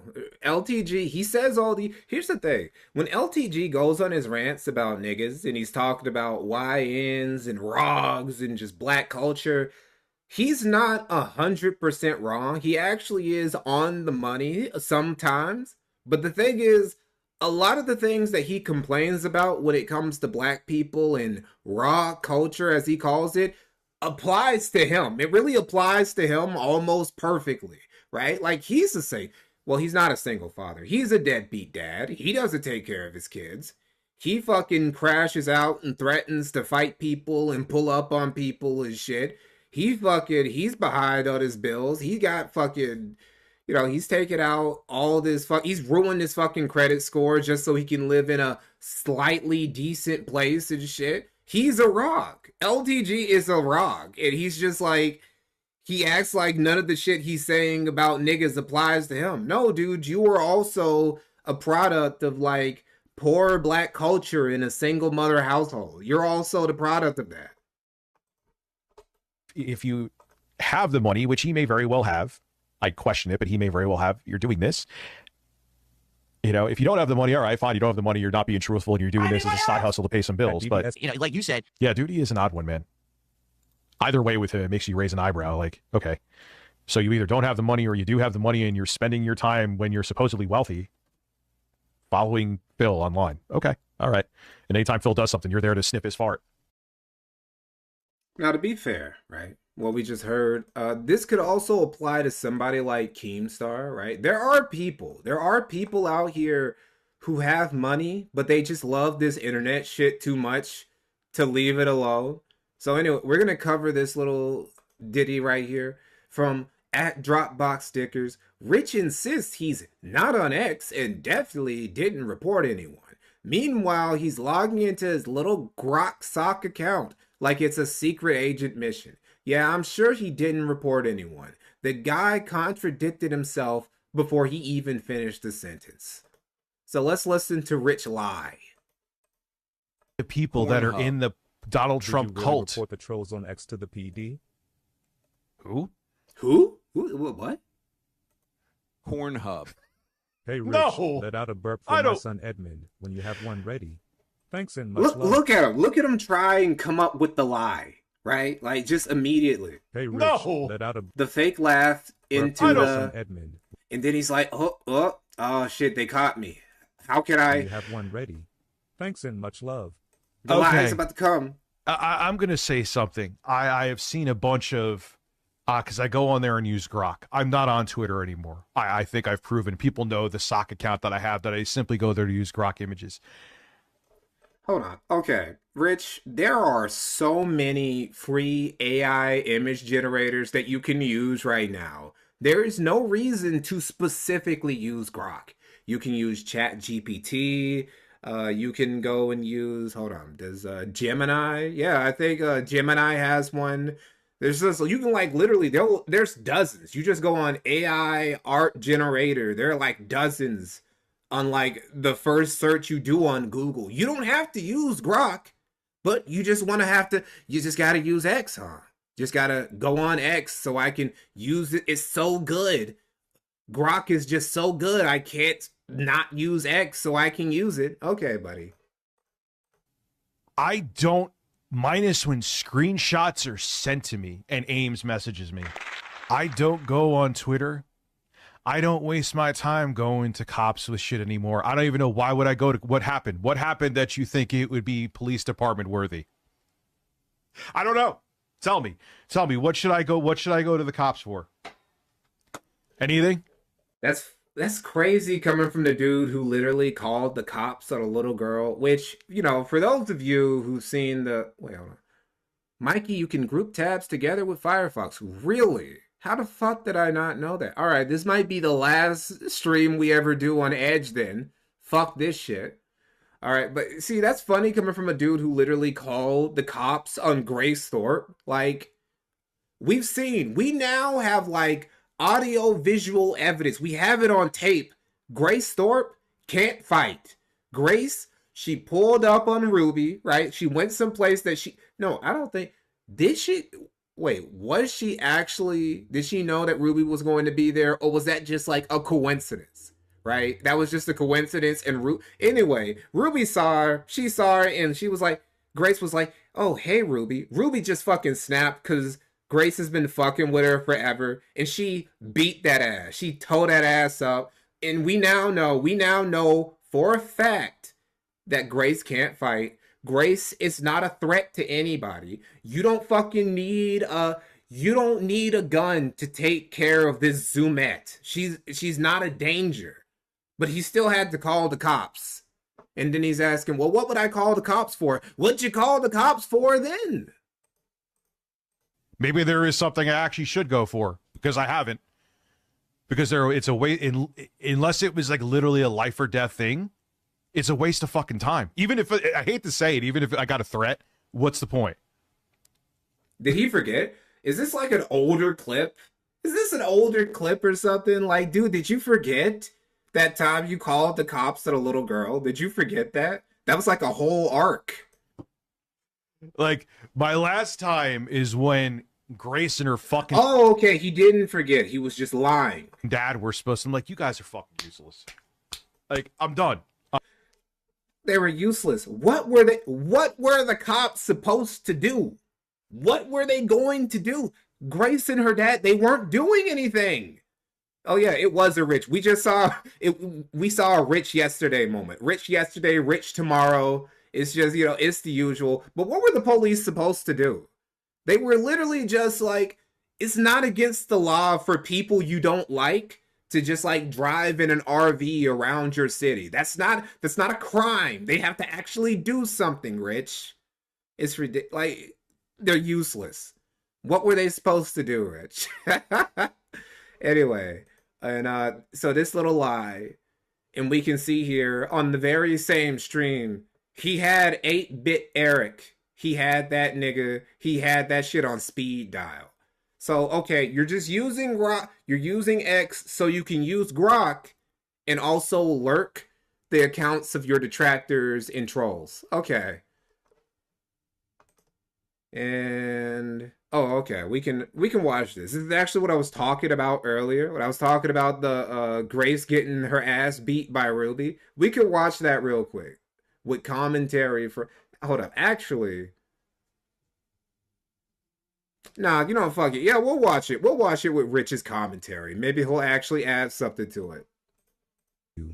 I missed that review, Teku Salor. That was when I got fired from LolCow. She got fired. And I don't know how the hell it happened with it. She came on the stream and I was like, hey, come down here. We'll do like a LolCow reject stream. And all right. And Lauren's like, yeah, that's a good idea. I had no idea. Next thing I know, I come to find out, like, her dad is coming.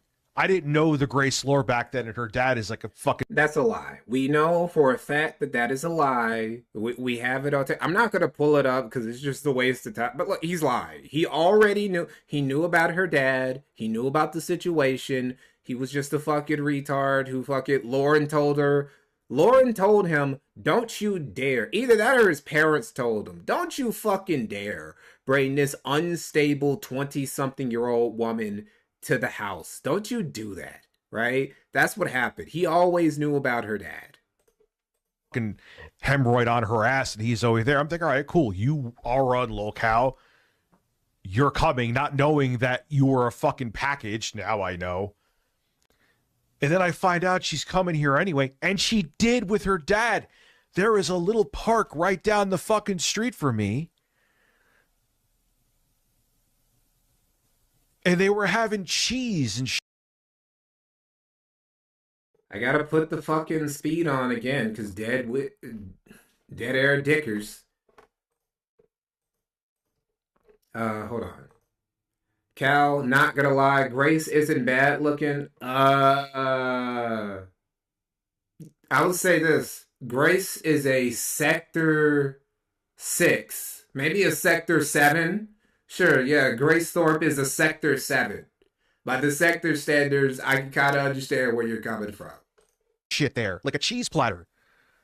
And then I was taking my boys to get a haircut, and I saw them in their fucking weird-ass van. Both of their faces, I remember it perfectly. I drove by and looked at them.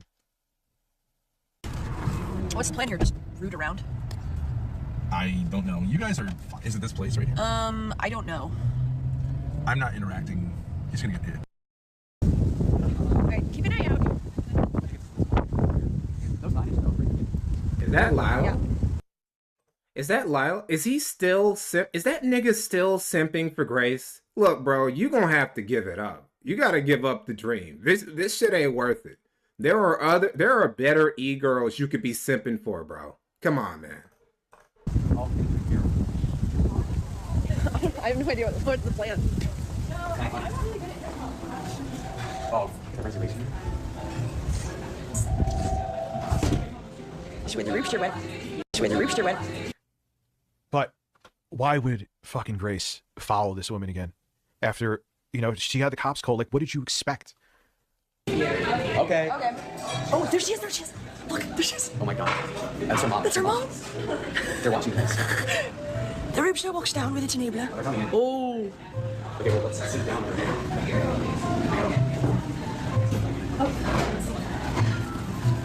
Hey, Ruby. Hi.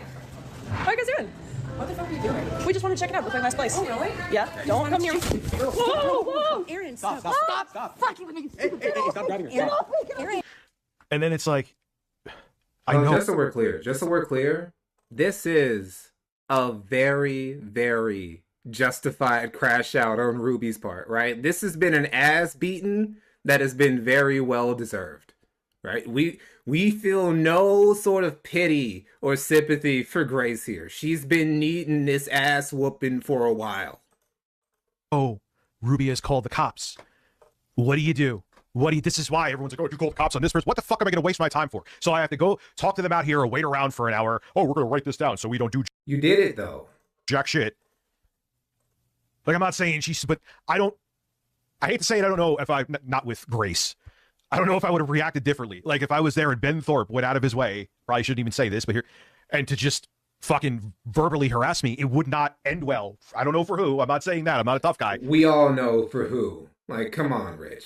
What would you have done, right? It would have been like, because again, Grace Thorpe's dad, he's like a Dr. Disrespect himself. Actually, now that I think about it, he actually is, because he's like 6'6", 6'7". So in a lot of ways, he is just like a middle-aged Dr. Disrespect, right down to like his weird relationship with minors. So, but it's like, yeah, he would have been the Burger Andy in that situation, where it would have just been Grace's dad just pressing him, and he wouldn't have done shit. Like, you're shorter than Grace, but you would have stepped there, Dad. Come the fuck on. But I would not just, oh, hi, how you doing, you fucking freak? Hey, why don't you go to law enforcement? Because law enforcement's fucking useless. Get off of him! Get off! Go away, run! Call the cops! Call the cops! Call the cops! All right, that is very funny. That's very cathartic. Because if you know the lore, right? Because obviously, we took Grace's side in the RTU arc because he was in the wrong there. That was some bitch shit he did the whole time. But like in the whole, microcosm, like the whole overarching Thorpe versus Ruby saga, Grace was absolutely the villainess, and she's been very much deserving the ass whooping she received today. Right now, she's gonna milk it for what it's worth, because apparently, Ruby, she won some settlement where she got, I think it was $1.5 million or something. So I think, like, the fucking gypsy that she is, the American gypsy that she is, Grace was almost intentionally wanting to get into a fight with Ruby, so then she could like sue her. She could sue her for damages or whatever the fuck. Because what else is she gonna do? Like Grace is, I don't know. It's hard for me to be too mad at her because a lot of this is her dad's fault, right? Like it was kind of over for her the moment that she got like real close to her dad, because you know, it's like stereotypical example of a father grooming his daughter. She had no hope. Well, maybe there's a little bit less of an excuse because she's away from her dad now. So now it's kind of like she's making her own choices fully and she's still doing shit like this. So maybe it's just, I don't know. We'll see. Anyway, she got her ass beat. She deserved it. Rich is coping, saying that, see, I was in the right calling the cops, even though what this really proves is that Grace she's not any danger to anybody. You could have easily handled that situation without even needing a gun, right? Her dad probably isn't even, because he's an old ass man. What the fuck is he actually going to do? Rich probably could like do something to Grace's dad if he wants to, but he would just be intimidated by Ben's height to even dare do so. So yeah, whatever. It was a fun clip. Moving on now. Moving on. We're done with Rich. We're done with Burger Planet. Now it's time. It's time for, what the fuck is that? No. Hold up. Where am I supposed to be? All right, hold on. Let me just put his fucking face on the screen. Hold on. Where is he? Where is he? There he is? Is that him right there? Yes. Okay. It's time. It's time for Power Wrestling, Pro Wrestling Reality. That's actually not his channel name anymore. What the fuck did he decide to start calling himself now? He changed his channel name when he was saying that he was gonna destroy the detractors, the DSP detractors. He started calling himself Anti-Abuse Investigation Network. That's what he is now. He's done. He's tired of the abuse. He's tired of the detractors. He's gonna take them all out. He's gonna take us all out. PWR. He's done with the nonsense. And well, all of this is a very predictable downfall when you think about it. First off, let's apologize.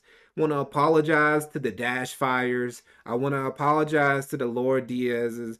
We want to apologize to the King Slies, who knew from the get-go that this motherfucker was just a loser-ass grifter who was here to e-beg and just like get some shine off people, like, I don't know, liking his backstory. Which, to be fair, it wasn't interesting. It was a fun backstory. Like, come on, man. You can't deny that the initial streams that got people into PWR, they were fun. Him saying how much he loved Phil, how he had nothing but Phil, how he hadn't had any ass since, what was it, 2013 or some shit, right? You know, it was fun. It was a fun little arc. Him cutting himself for Phil. He loved Phil that much, he fucking carved into his flesh for DSP. It was all fun shit. It was pretty genius. Now, let's not give him that much credit, because I'm going to show you.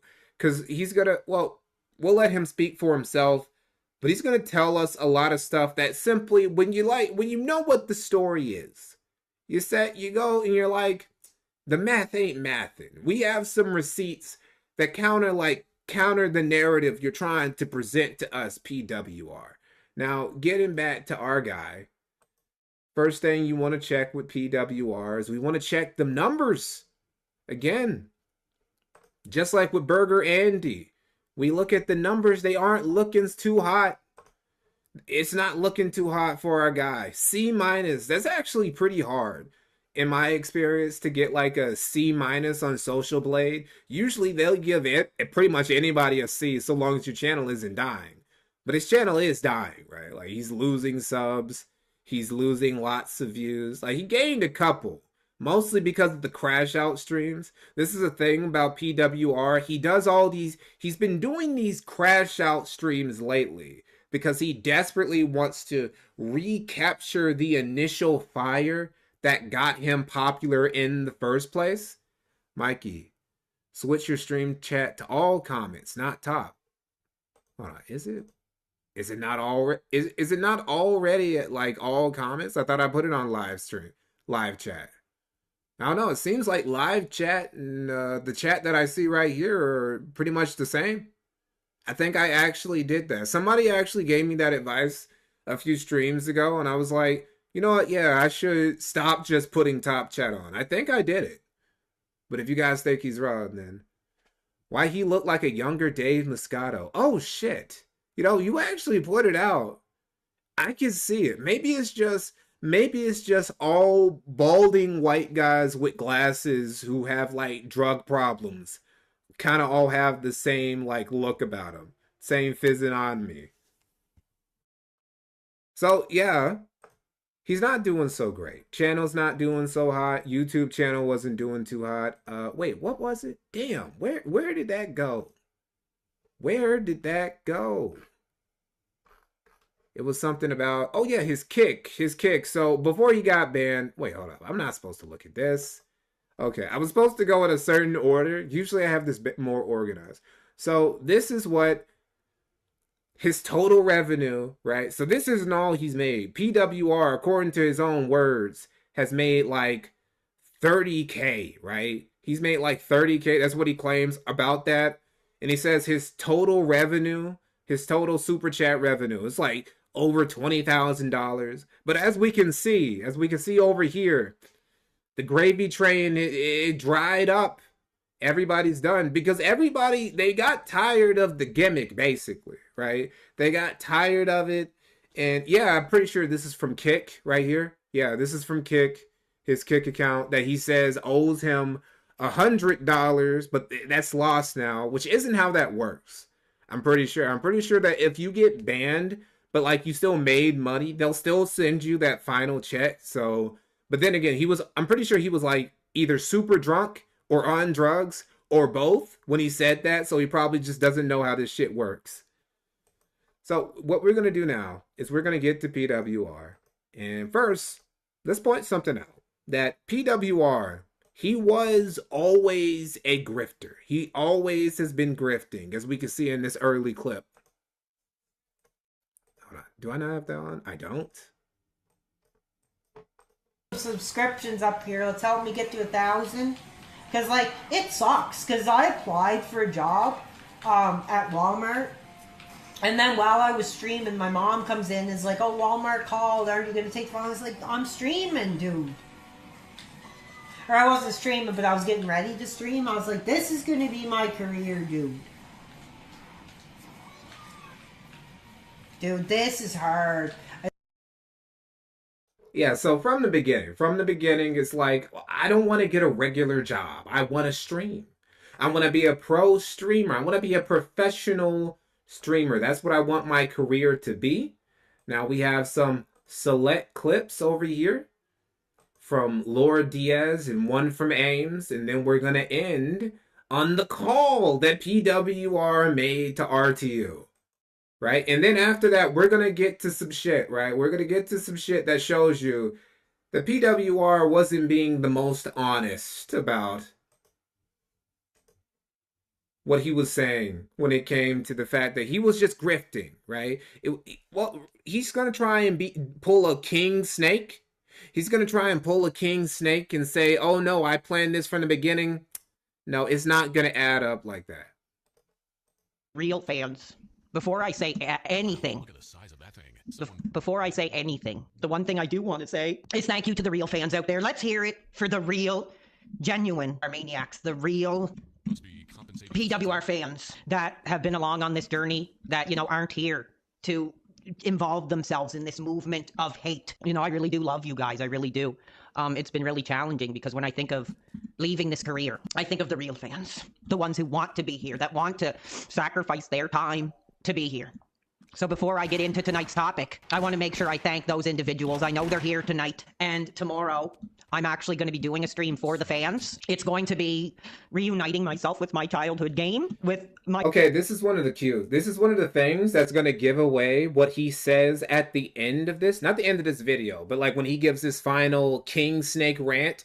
This is going to be one of the things that I'm going to use to prove that no, PWR, you weren't some fucking Machiavellian genius who was just pulling the wool over our eyes. You actually are that much of a loser. This right here, keep that in mind. The childhood game shit. My childhood restaurant, and I actually do got a big bottle of whiskey that I'll be sampling as well. This is a big problem. He's talking about the big bottle of whiskey. Part of the problem, and here's the thing, PWR has a history. I'm going to show this in depth. He shares this pretty openly. I feel like part of the problem was that, well, part of the thing that made him kind of endearing in the beginning was that he was very open about his own problems, about his substance abuse issues and whatever. And he said that he got out of, what was it? He got out of like rehab and shit.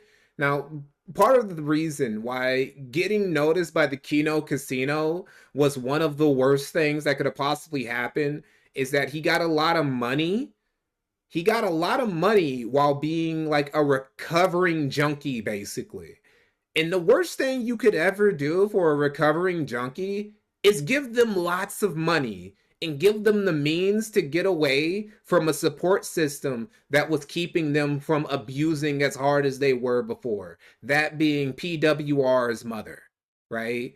So he got all this money, he was able to get away from his mom, and he was able to buy all the beer, all the whiskey, all the Corey Feldman that he fucking wanted. And we're going to see the expected results from that in a minute.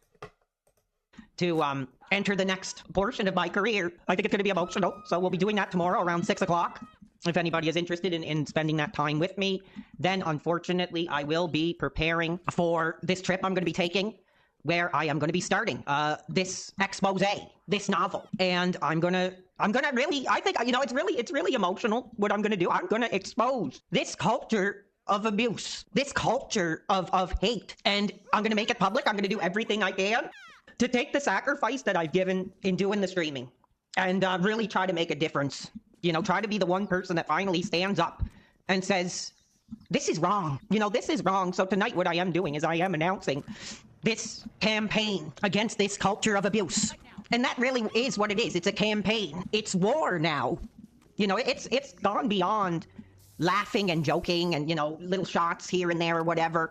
It's war now. And in war, there's a lot of sacrifice. And once I really make the effort to put this expose out there, I think it's going to be great to get away from here, go for a long drive, and just take my laptop with me, and I'm going to write. And like I said, I'm not really a professional writer. All I can do... So he keeps talking about the haters. He keeps talking about the cult of hate. He doesn't... PWR really didn't have that many detractors. He didn't have that many ops. Like, he had Lord Diaz here. Lord Diaz is he's one of the great nemesis of PWR. There was also Dashfire. There was also, I guess, King Sly wasn't like one of the major ones, but he was like a minor ones. You had a couple dudes on Twitter, and I don't know, there was this one dude who did DDoS. He did DDoS PWR once, right? But that was it. He didn't really have that many haters. It was really, the problem was really that people just stopped watching him, period. And really, when I say they stopped watching him, it's like he still could get like 100 to maybe a couple dozen concurrent viewers, which ain't that bad. That's like 1%. That's above the 1% of what the average streamer on YouTube or Twitch gets. People who don't know, if you get like 30 or 40 concurrent viewers regularly, you are now in the 1% of streamers on basically every streaming website. Most people don't get like even 24 people concurrently watching them every stream, right? It's kind of like a prestigious honor. So for him to do that, for him to get any donations, most people don't get any donations on their stream. He could always get like at least 1 or 2. He would beg for them. He would get them, right? He was always in like a good position. Plus he still had the 30K, or at least I think that's probably part of the problem is that I don't think he has the 30K anymore, guys. I think that $30,000 that he duped the detractors in the Kino Casino into giving him, I think that's gone, guys. I think that's part of the reason why he's been crashing out lately. That and, you know, the substance abuse. Do is tell my experience. I have a big list of names. I have the screenshots. And really, I hope some good comes out of it. But I have thought about it a lot that, you know, I talked about leaving this industry. And I think the truth is, that's what they want. That's what they want. So you know what? I'm not going to leave this industry. I'm going to keep doing this sacrifice. I think that the best thing is to probably take a break for the time being. I'm going to take this vacation. I'm going to try to get my head a little bit cleared up. I'm going to go through this evidence of this abuse that I've suffered. I'm going to do my best to I really am going to get in there. I'm going to get in there. I'm going to go to a hotel room. I'm going to put, you know, unsolved mysteries or forensic files or whatever it is on. I'm going to dim the lights. I'm going to put my laptop and I'm just going to write from the heart. And I think, you know, I think I'm going to be the first one that's ever done this, that finally is going to speak out about, you know, this whole Kino Casino, DSP detractor culture of hate. Because that's what it is, you know, when I really get in there and try to understand, you know, what this really all is about. It's a culture. Does he actually believe that he's going to be the first dude who went at, like, the Kino Casino? Or that he went at, like, the DSP detractor community? Like, there are several people. Like, Worski and PPP, like, they've had several ops before and after they started doing their show. I think it was recently. What was that thing? There was that, what was it? There was this one no, it was like they went to Vegas, right? And there was this big scandal and all these streams about some degeneracy. And like one of their top donators was supposed to be like a pedo or whatever. And they like had to disavow. So there have been like several people who've like tried to go in on the casino, bro. It just doesn't work because, I don't know. What are they really doing? They aren't fucking kids. They aren't doxing people. They aren't fucking beating women. They aren't stealing from their fans or from charity or whatever. The worst you could say is that they're just two tards who came together and they made like a pretty successful show. The worst things you could say about like Worski and PPP are things that are public knowledge to anybody who knows. Everybody knows about the aim stream and everybody knows about PPP showing his starfish. Like this isn't... Yeah, the casino, well, the casino always wins because, like, you can't really go at them. And I said this once about the problem that, shit, I can't believe, iDubbbz.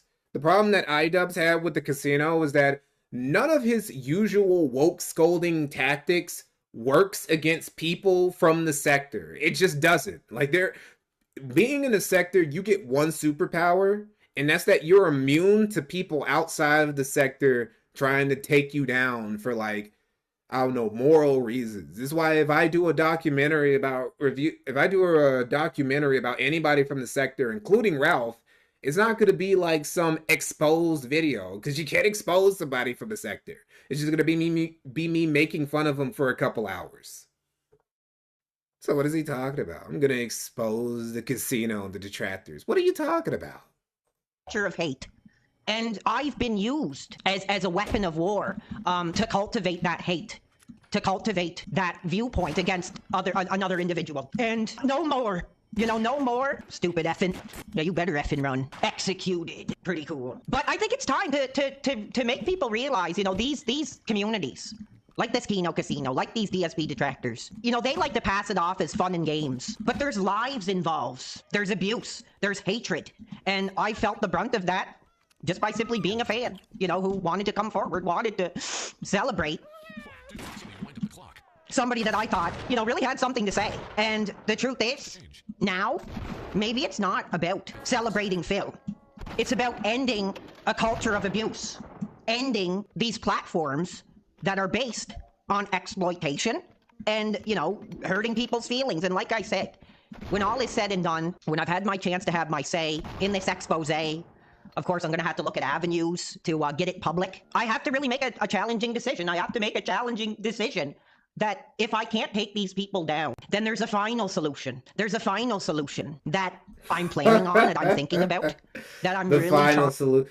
GWR's final solutions. He's got some detractor camps that he's gonna have to whip them out. He's gonna have to what they call What's his fucking name? What's this nigga's real name? Justin or some shit? Just stop Hitler. He's gonna have to put these motherfuckers in camps. There's a final solution for the detractors and all these casino bros who keep trying to take me out. See, I don't understand why he's so mad at the Kino Casino. They've done nothing but, like, I don't know, make him a likable character and give him money. And they also wanted to do that documentary with him that would have just ended with him getting even more money. See, the problem is that he's a dent. And PWR is ultimately, he's the ultimate example that people who are DSP dents, they cannot be rehabilitated. They cannot, right? PWR, it would be easier to rehabilitate him from his drug use than it would to rehabilitate him from being a fucking DSP dent, right? That's something, that's terminal. Once you're dented for life, buddy. And there's really nothing he could do. He would have been better off just being a casino orbiter. Because there really aren't that many. I don't know. Am I a casino orbiter? Nah, I don't think so. Right? Because if I was, then I wouldn't be streaming and making content while they're still on vacation and shit. Trying to nudge myself mentally into that place and hold these people accountable directly. I'm going to hold them accountable because you know what the truth is? I'm the good guy in this. I am. I finally realized that in this campaign against hatred that I'm starting, I'm the good guy here. I'm the good guy. And these platforms like the Kino Casino, you know, these DSP detractors. And also him later, he's going to try and pretend like he wasn't really a DSP fan. Yes, he is. Because for one, on top of the fact that he actually did genuinely give money to DSP and shit, it's also the fact that he has a lot of DSP-isms, right?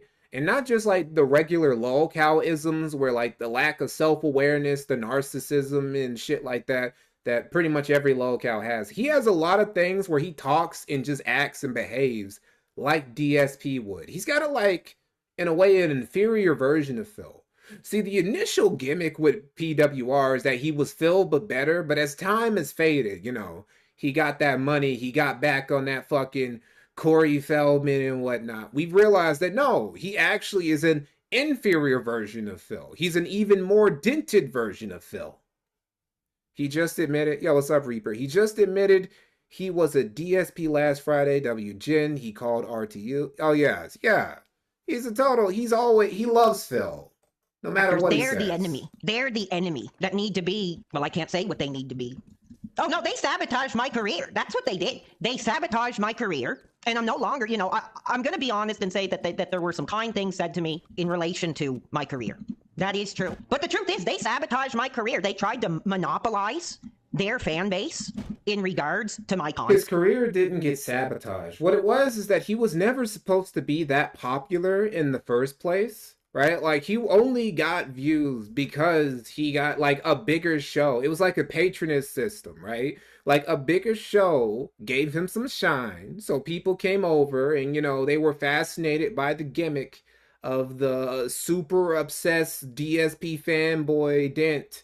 And they came and they called in and they donated and they gave him money and shit because of that. Right? And then once, you know, it's like the honeymoon. Once the honeymoon phase left, right? And everybody realized, well, this guy's just kind of boring. He doesn't want to get into drama. He just wants to fucking play games he played when he was 10 or whatever forever. You know, we're not really in for that. And then he went down to the amount of viewers where, honestly, still probably more than he deserves. It's like 20, 30 people, maybe. Couple dozen people, maybe. Which ain't bad.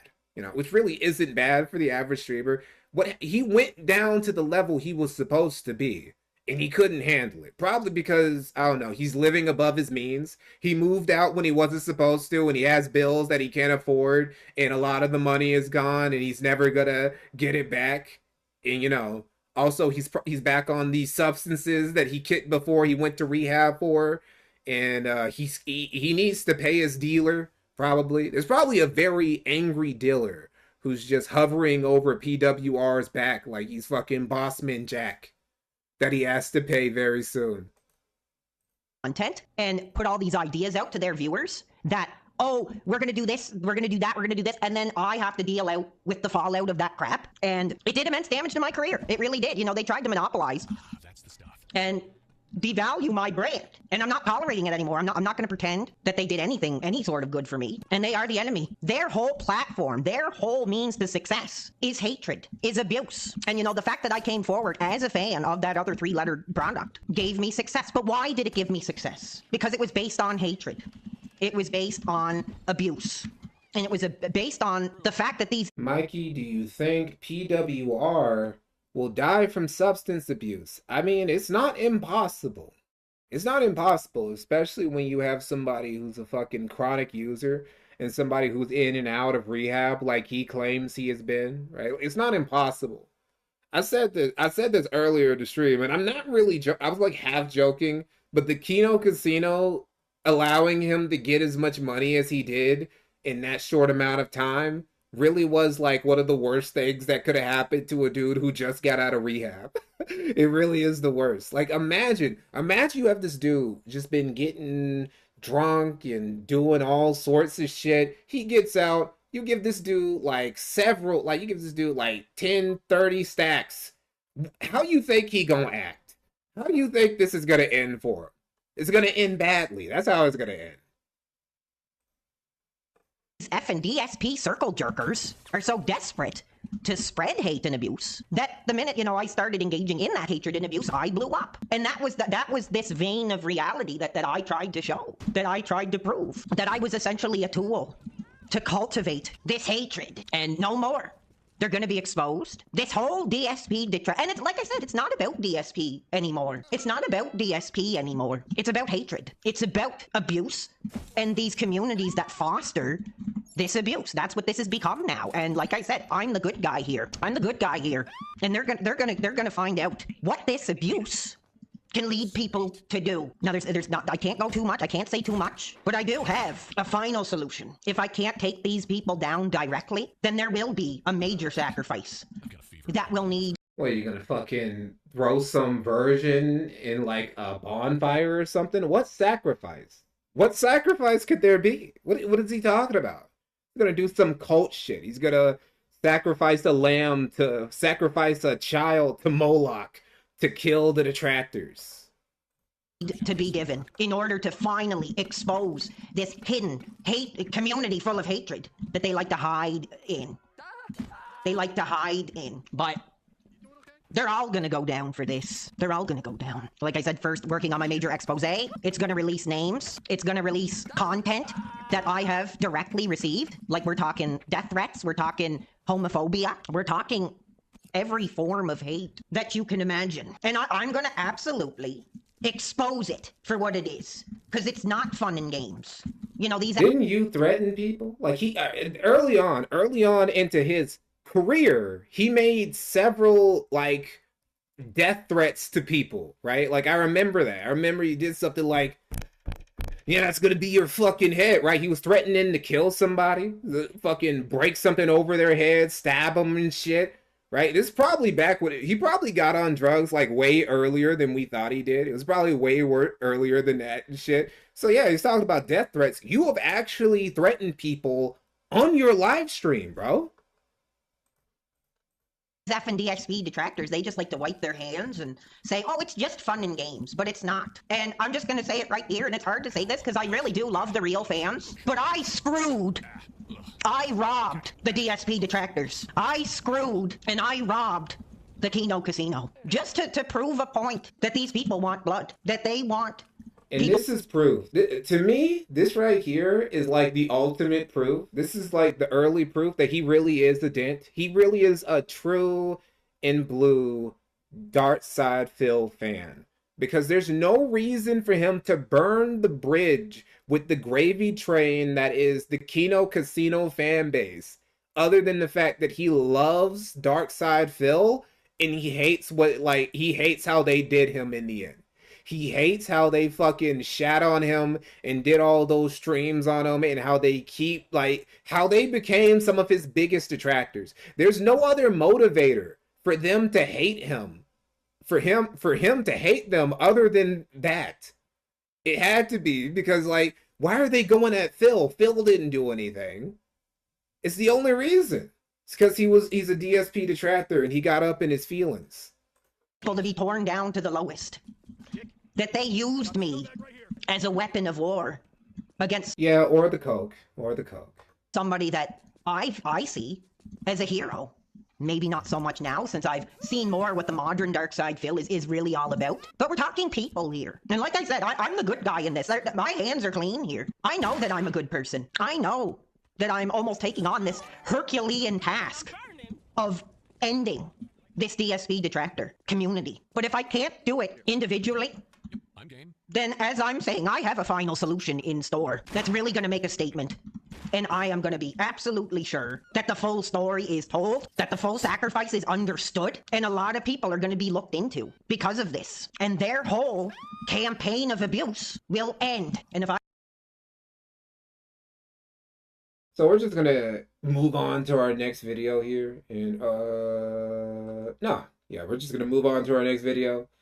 And what we're going to have here is this is the stream. Lord Diaz, he uploaded this like yesterday. This is the stream, and we're going to fast forward this up to fucking 2 minutes because I want to go ahead and get to his little King Snake Jr. stream very soon. This is the stream that got him kicked off Kick, which is actually really, this is the thing that got him kicked off Kick, which is really fucking impressive. Kick is very lenient when it comes to streamers. It takes a lot. It takes a lot for Kick to kick somebody to the point that it worries other streamers on the platform because they think that one day somebody on Kick is going to do something really fucking stupid that fucks over the site in general, right?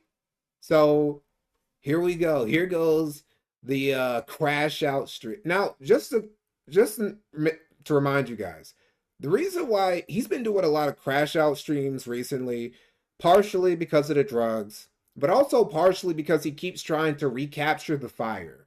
So this is basically a fusion of that. He is genuinely fucking Tony Montana, like at the very end of that movie, right? At the very end of Scarface, right before he goes out in a blaze of glory. But also, he's trying to get people to talk about him again. Technically, he did succeed. He did succeed in getting people to talk about him again. But at what cost, PWR? At what cost? I've never seen anything like this in my life. And the Undertaker is busting up John Lennon. I got a blade like Sean, bro. I got a blade like Sean. That's blurred out. Lord Diaz, he's blurred several shit out. What he just did just then was he cut his forehead. And like that wasn't him just playing around. That wasn't a prop. He actually, you can find the photos on Twitter of his forehead actually bleeding. He actually cut himself on stream, which is why I believe when he said that thing about like, when he says, oh, I'm not really. No, I really do think he cut himself for Darkside Phil that time. He actually does this. He's actually insane. I'm gonna walk through hell. That fucking screwy detractors, you piece of shit. John Maxwell takes the blade job.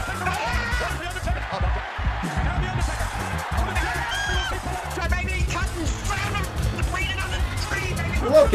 Look at this fucking. He's an animal, bro. Like I've never seen him like this. That Corey Feldman, that shit, man. His dealer must have the connect. But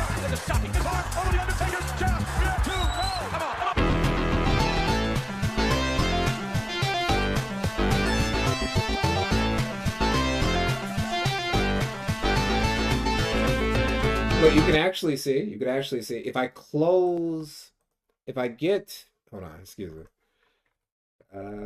No, right there. You can see where his head, right? You can see, nah, not like that. But no, you guys can see it, right? You can kind of make out the redness. That's where his forehead is bleeding. That's where the cuts, they aren't deep. They're kind of shallow, but they're there. You can see them.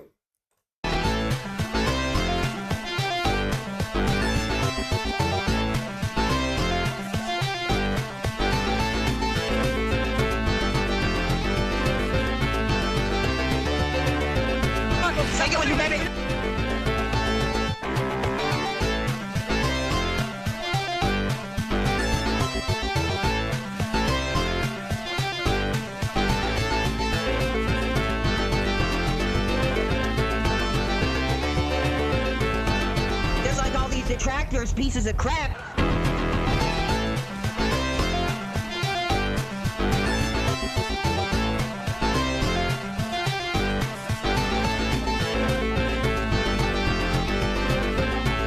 This is a supercut. This is a supercut again. Like, this is just the best part. This is all the content that was like, that Lord Diaz thought was worthy of even fitting into like a little video. He had this energy, this whole stream, he was cutting himself, he was dancing his ass off, he was getting down with it, right?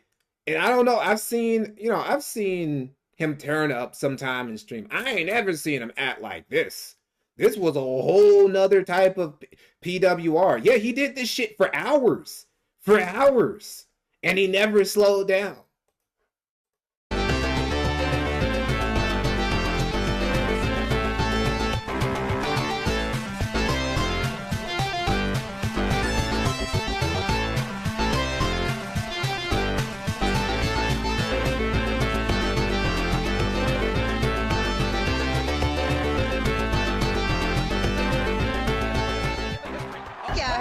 If Kat's on her way to give up her ass, I don't know if Kat ever gave her ass up to Phil, but I'll take her. So this is the thing. This is one of those things in this stream. This nigga was just like, he said before that, no, Kat ain't a bad looking lady. This dude wanted that he wanted Kat's cat. He wanted that he wanted to sample that shit for himself. He is a BBW enjoyer. At least in this stream, he will talk several times about how much he would fuck the shit out of Darkside Phil's wife. Caress. Sure, why not? If it's ass, baby. Let's give respect to Brett, baby.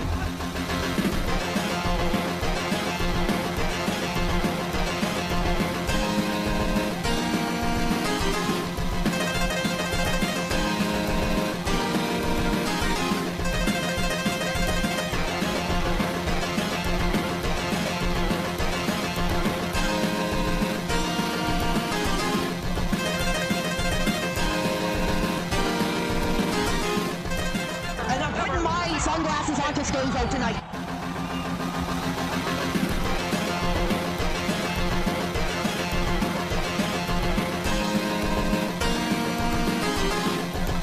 Let's go.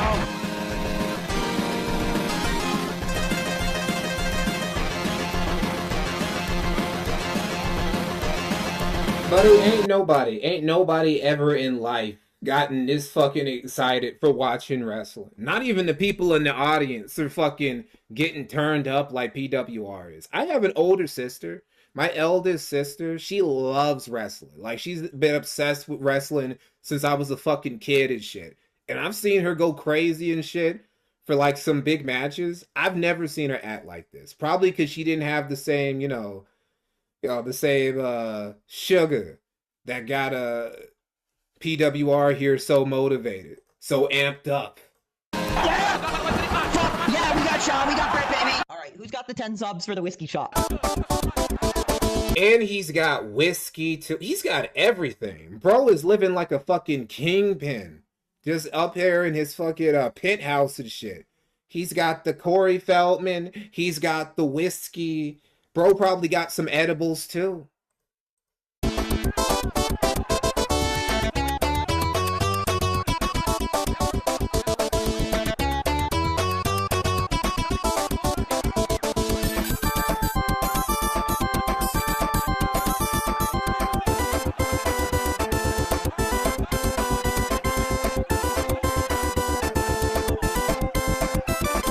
Can't even keep himself up. He's just fucking throwing himself on his chair, throwing himself on his desk, throwing himself against the fucking wall. Has to keep resetting the mic in his headphones because everything just keeps falling on the ground. Fucking room won't stop spinning for this nigga.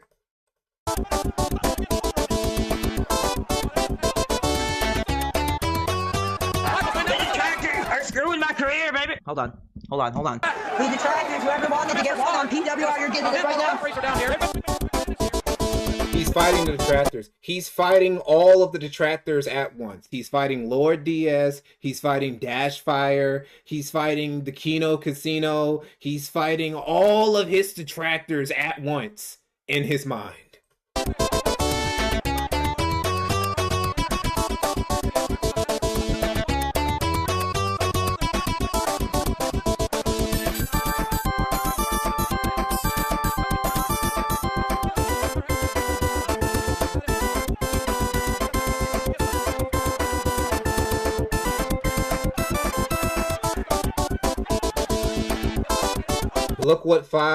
Look what 5 seconds of fame does to a motherfucker. Yeah, this dude was internet famous for like 15 minutes, and look how it ended. It ended with him losing all of his money, getting back on drugs. He's probably gonna either be in prison or be back in rehab or dead, right?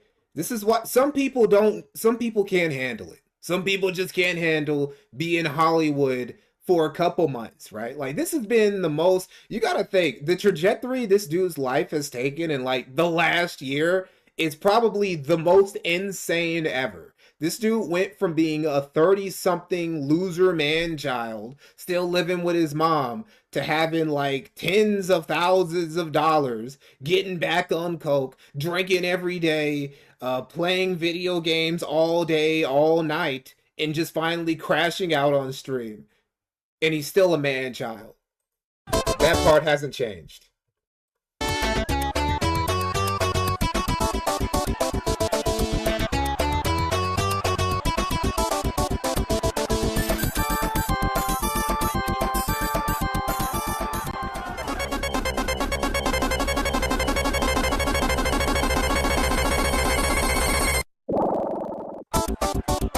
In case you're wondering, in case you're wondering what's that forbidden footage that we weren't allowed to see, that, you know, it just, our eyes aren't allowed to access that, that was him sniffing that booger sugar. That's what that was. That was him getting high off that Corey Feldman. That's what that was. Allegedly. Some people would say it would be fake. I don't know. Here's the thing about dudes who are cokehead. Well, I don't know. Is he actually that dumb? Is he actually that dumb to do coke on stream and think that he wouldn't get banned for it? That's the question. Now, for some people, that's an easy answer. The answer is obviously yes. He is that retarded. Okay, yeah, he is that retarded. He's that retarded to do coke on stream and expect it's not gonna, like, end with him getting banned. Okay. You know what? Yeah, we actually do. This is gonna be great. This is all like, holy shit, man. Those niggas really did pick the absolute worst time to go on vacation. Because there's never been a bigger Koksky examination moment than this. We need him. We need him to come here and say, no, he's not. That's not on coke. He's not on coke. It's too much. He's being too extra. No. Well, maybe if he's doing some third rate shit, but no, that's what we need right now. Fuck, man.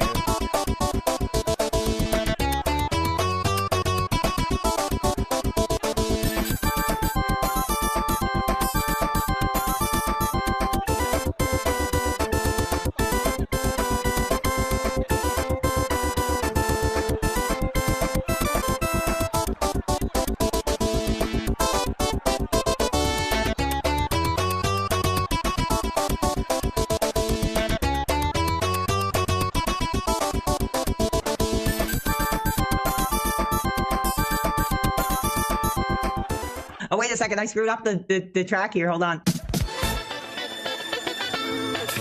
Regardless of whether he actually is on coke, there's no denying that he is drunk.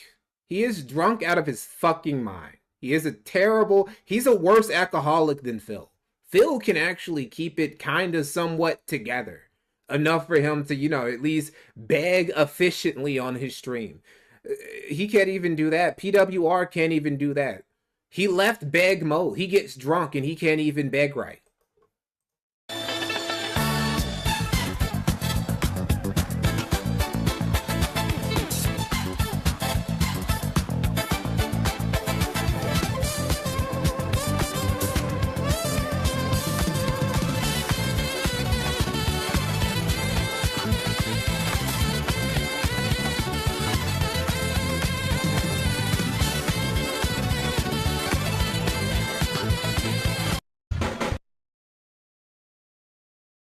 All right, that's all well and good, but let's get down. We've seen it. We've seen him go off enough. Let's hear him how he sounds on the mic. Let's see how sober he sounds when, you know, he's like actually in his chair or whatever. Undertaker. Before he had a 6 out of 10 piece of ass dictating his life. Before he was a sellout. When he was really making a difference in that original era. Let's get 10, honestly, dude. Let's get 10 subs for another whiskey shot. Let's get 10 subs for another whiskey shot tonight. I'm hot. Did I get 10 subs? Who gave the 10 subs, bro? Let me know. Did I miss it? Because the last I got was Deuce Vinct. He gave the 25 subs. Like I said, I'm calling Phil out. Catherine, if you got your passport, girl, come on over here. Because I'm going to show you how a real man treat a big girl, baby. Bam! Did I get 10 subs? I got... Nigga is fucking horny as shit. He's about to throw it. He's about to throw it in her face. Deuce Vinct gave me the last 25s. He gave me 10 subs. You know what? Screw it. I love you guys. I love you guys. Screw it. He didn't even get the 10 subs and he still did the shot. Here for Sean, though. No, I will say this. If Kat is watching, because we know she watches my videos. Girl, if you got your passport, if you're ready to really settle with a real man, baby, I'll let you play Skyrim all you want. I'll let you get DoorDash all you want, baby. And we about to make a child. We about to settle down. Me and Kat, Phil's wife, are about to settle down. Because I would smack that ass, baby, in ways that Phil never could. Let's get 10 subs for another bottle of whiskey. Holy shit. Oh, he wanted it bad. He wanted it bad. Maybe he's not even a DSP fan. Maybe he just watches Phil for like Kat. Maybe he just like waits. When is he gonna bring her back on stream again? Maybe he only became a DSP fan after Kat came on after that like big year gap and she was all BBW'd up, right? She had expanded a couple meters and shit. Maybe that's when he became a fan of Phil. He's never been a fan of Phil because of the content. He's only been a fan of Catherine's pussy. Dick is not too tiny, bro. I'm like 6.5 inches, bro. You want it? Me and Phil probably have like a similar size dick. I'm like 6.5 inches. So if Phil is 6.5 inches or more, then he has given Kat more than she deserves. So we got the. I just want to give the history. This is honestly, Kat is not bad. Excuse me. Can you say that? Can we go back? What? I'm like 6.5 inches. So if Phil is a 6.5 inch or more. If Phil is 6.5 inches or more, then he has given Kat more than she deserves. He's giving Kat more than she deserves. If Phil is 6.5 inches, he's giving her more than she deserves. What does that mean? Does that mean that Kat doesn't deserve that dick? Kat doesn't deserve that DSPD? What are you saying? Do you want it? Is he like... Does he only want to fuck Kat because he wants to be like an Eskimo brother with DSP? Is that really what this is all about? So we got the. I just want to give the history. This is honestly. People really become way too honest when they get like fucked up and on drugs. Kat is not bad. I would sample Kat. Like honestly, I have a good amount of money right now. Probably not as much as Phil makes. But if Kat would lie down on her. Oh, now that was a confession. Like I have a good amount of money right now. Probably not as much as Phil makes. Okay, so we now know. Ooh, my bad. We now know for a fact he doesn't make as much. He says from his own mouth, he says, I don't make as much money as Phil. So that means, yeah, a lot of the money is gone. A lot of the money he got earlier, that's gone. He doesn't, he's running on fumes right now, right? This is the reason he's been doing a lot of these crash out streams, right? He's trying to get the money up. It ain't the gravy train, like I said, it's over, it's gone, it's done with. But if Kat would lie down on her back and let me go for it whenever I want, like a kid running for the playroom before the McDonald's kids meal, I would sample that ass, mate. Honestly, I have no problem with a bigger girl. So let's get it going. I am the show shopper. I would treat Kat right. I would. You know what? Honestly, I would treat Kat right. I'd be like sushi dinners, you know, maybe a motel and a concert or something or whatever. You know, I'm not like. I don't I only have a like honestly. If Phil, I love you, dude. But if you're done with Kat and you want another piece, I'll take her off your hands, bro. Because I don't think she's that bad looking.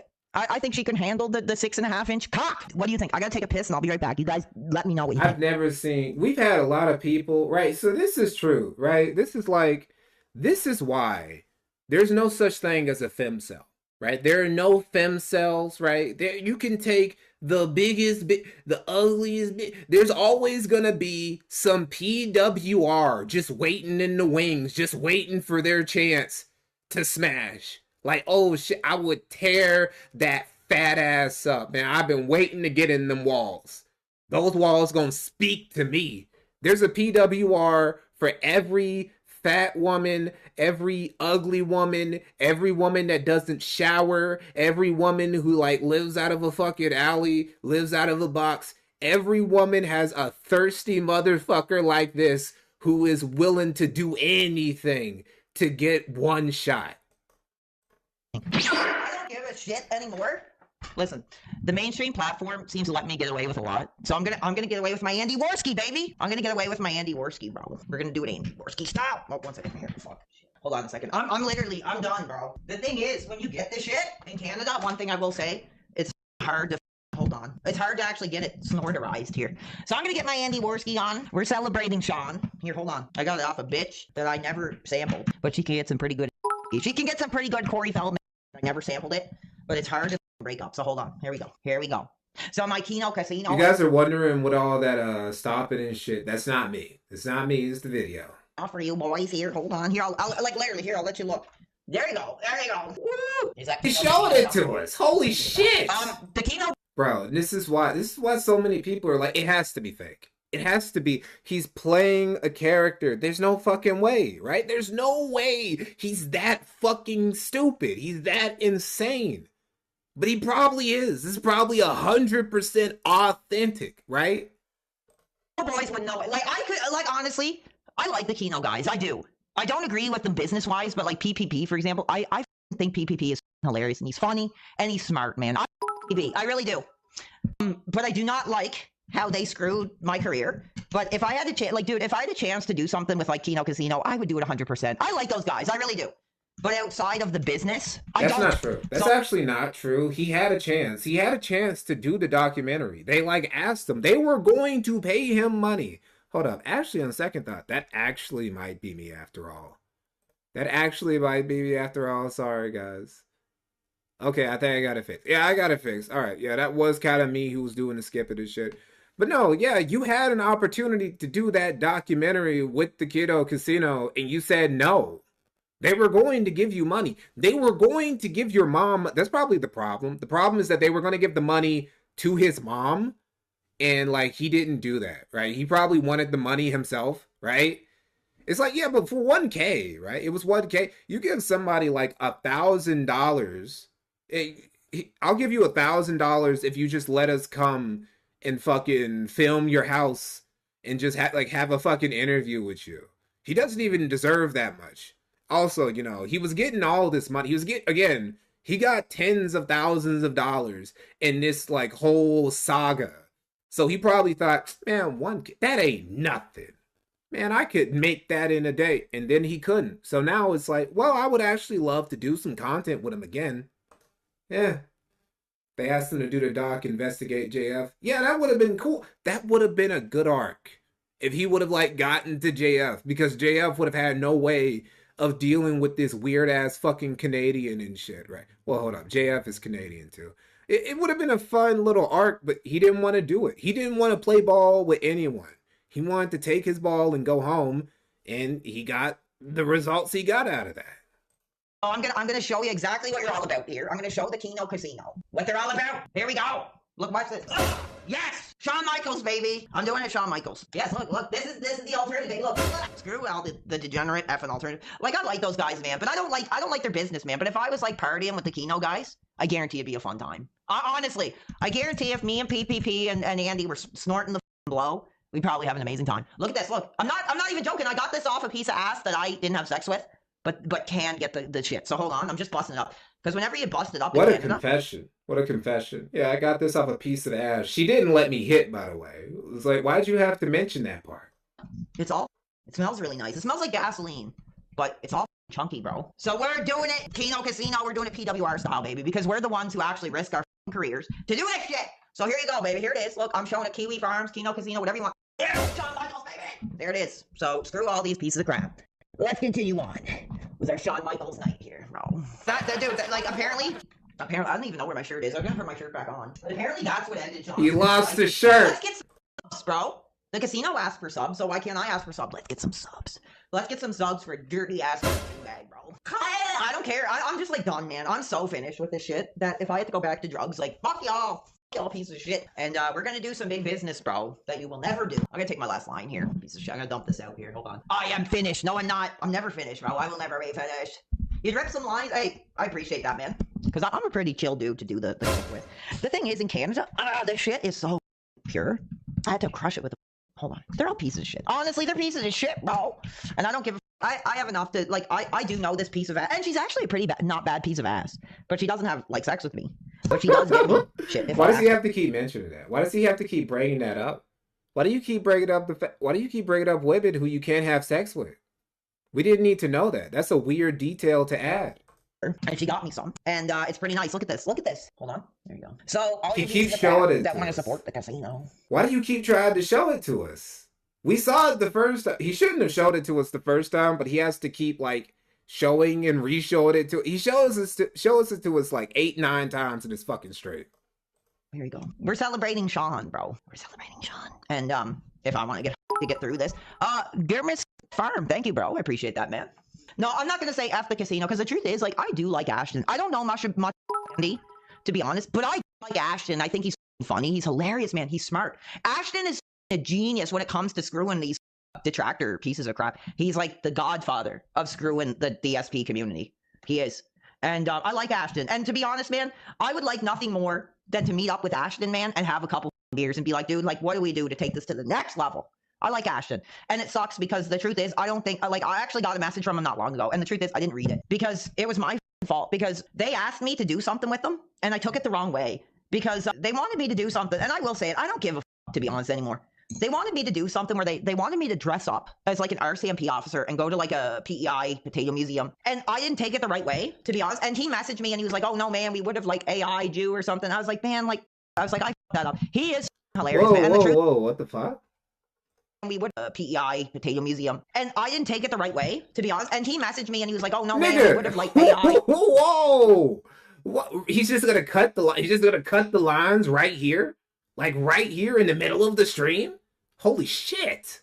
You or something. I was like, man, like, I was like, I fucked that up. He is hilarious, man. And the truth is, I don't give a if it's clout chasing or not. I feel like if me and him like would have went to high school together, like we probably would have clicked, man. He's a funny, smart guy. And the thing is, he's not just funny. He's smart. He knows how to... PWR is like 10, 11, 12 years older than... Well, no, not that older. He is like 10 years older than PPP is. Put himself... So they wouldn't have been going to high school. To take advantage of all you DSP detractors. He knows how to get your dollar. And I swear to God, if we could ever make good on this, I'd love to do something with him. And to be honest, I think a 3-way with Ashton and Kat, who knows, that could happen. No, I think he's awesome, man. He knows how to take advantage of all you DSP detractors. That's a funny thing. He really does. Maybe he just likes fat people.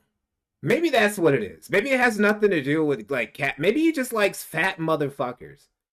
He wants to fuck Cat. He wants to be Eskimo brothers with DSP. Now he wants to have a threesome with PPP and Cat. Like maybe he's just obsessed with like, I don't know, obese people. And he's just the chubby chaser. That's all he is. Love to do something with him someday. I don't know much about Andy. As far as I know about Andy, like he gets ass and he knows how to take his condom off on these bitches and get his cum shot or whatever. But I like Ashton. I'm an Ashton guy, bro. I like Ashton. He's the one who actually talked with me. But I don't think it'll ever happen. So if you guys like PWR and you like Casino, I don't think it'll ever happen. But who knows? Like if there's a chance that me and PP could do something, who knows? But we're past that now. So here's what I'm gonna do for now. He doesn't like Andy. Yeah, he doesn't like Andy because Andy is in shape. Andy is like thin, and he doesn't go for that. PPP does. I mean, PWR. He doesn't go for the in shape motherfucker. He needs some rotund. He needs some round. PWR being so vulgar is uncanny. Well, that's what happens when like you usually watch your mouth, but then you get super fucking high. You get super drunk. You start turning up on that fucking Corey Feldman. You switch up a little bit. So here's the stream. Here's a clip from Ames. Hold up, excuse me. Here's a clip from Ames. Ames 32. Big ups, Ames. Thank you for clipping this, brother.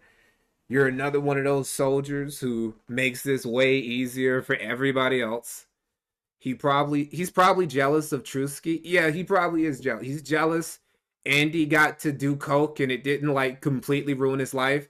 And also he gets to be like next to a fat nigga forever, right? He gets to stream with, you know, a BBM, excuse me. It would be a BBW. That's probably the real reason he's jealous of Worski.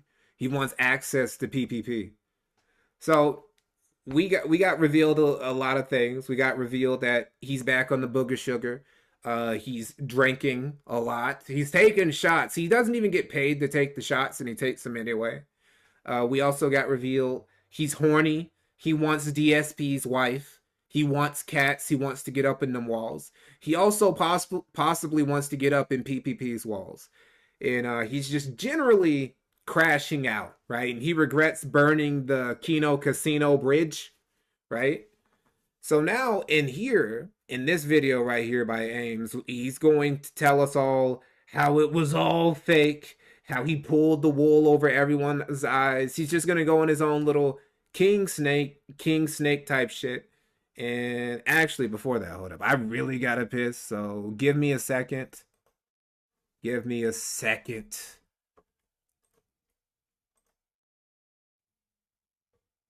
I want to put something on for you guys. And you know what? Fuck it. Just, I'll be back. I'll be back in like literally 2 minutes. Give me a second.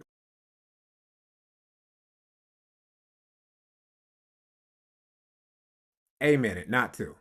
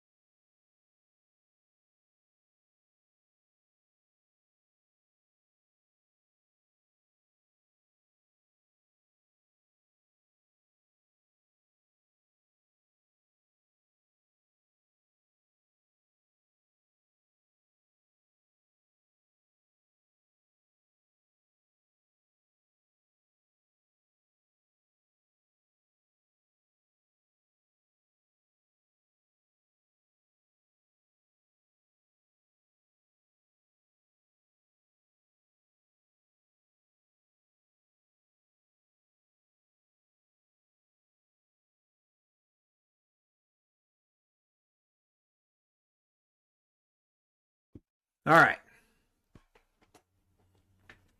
Okay, now back to this next video about PWR. This video by Ames, again, thanks again, brother. Where PWR, this is basically a King Snake Jr., right? This is him trying to imitate his daddy Phil, whose wife he wants to fuck. This is him telling everybody, this was all just a ruse. I pulled the wool over your eyes. I literally always had this down to like a science. This is my plan the whole time. No, I'm sorry, brother. We're not buying it. But let's listen to him talk anyway.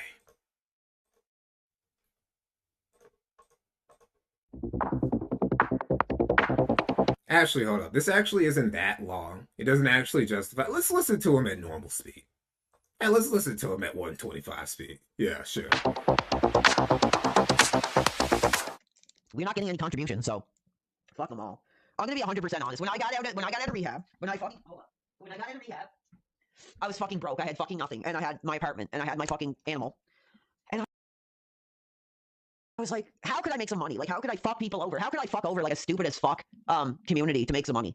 Oh, I know what I can do. I can fucking fuck over the DSP hater community because they never in their lives had somebody who actually came out and was like, I'm a DSP fan, and I'm fucking gonna wave my fucking arms and fucking scream and fucking like a retard. Like, yeah, That's the truth. I got out of rehab. I had no fucking money. And I was like, you know what? Who could I fuck over? Like, who could I really fuck in the ass and just screw fucking over? The DSP detractors.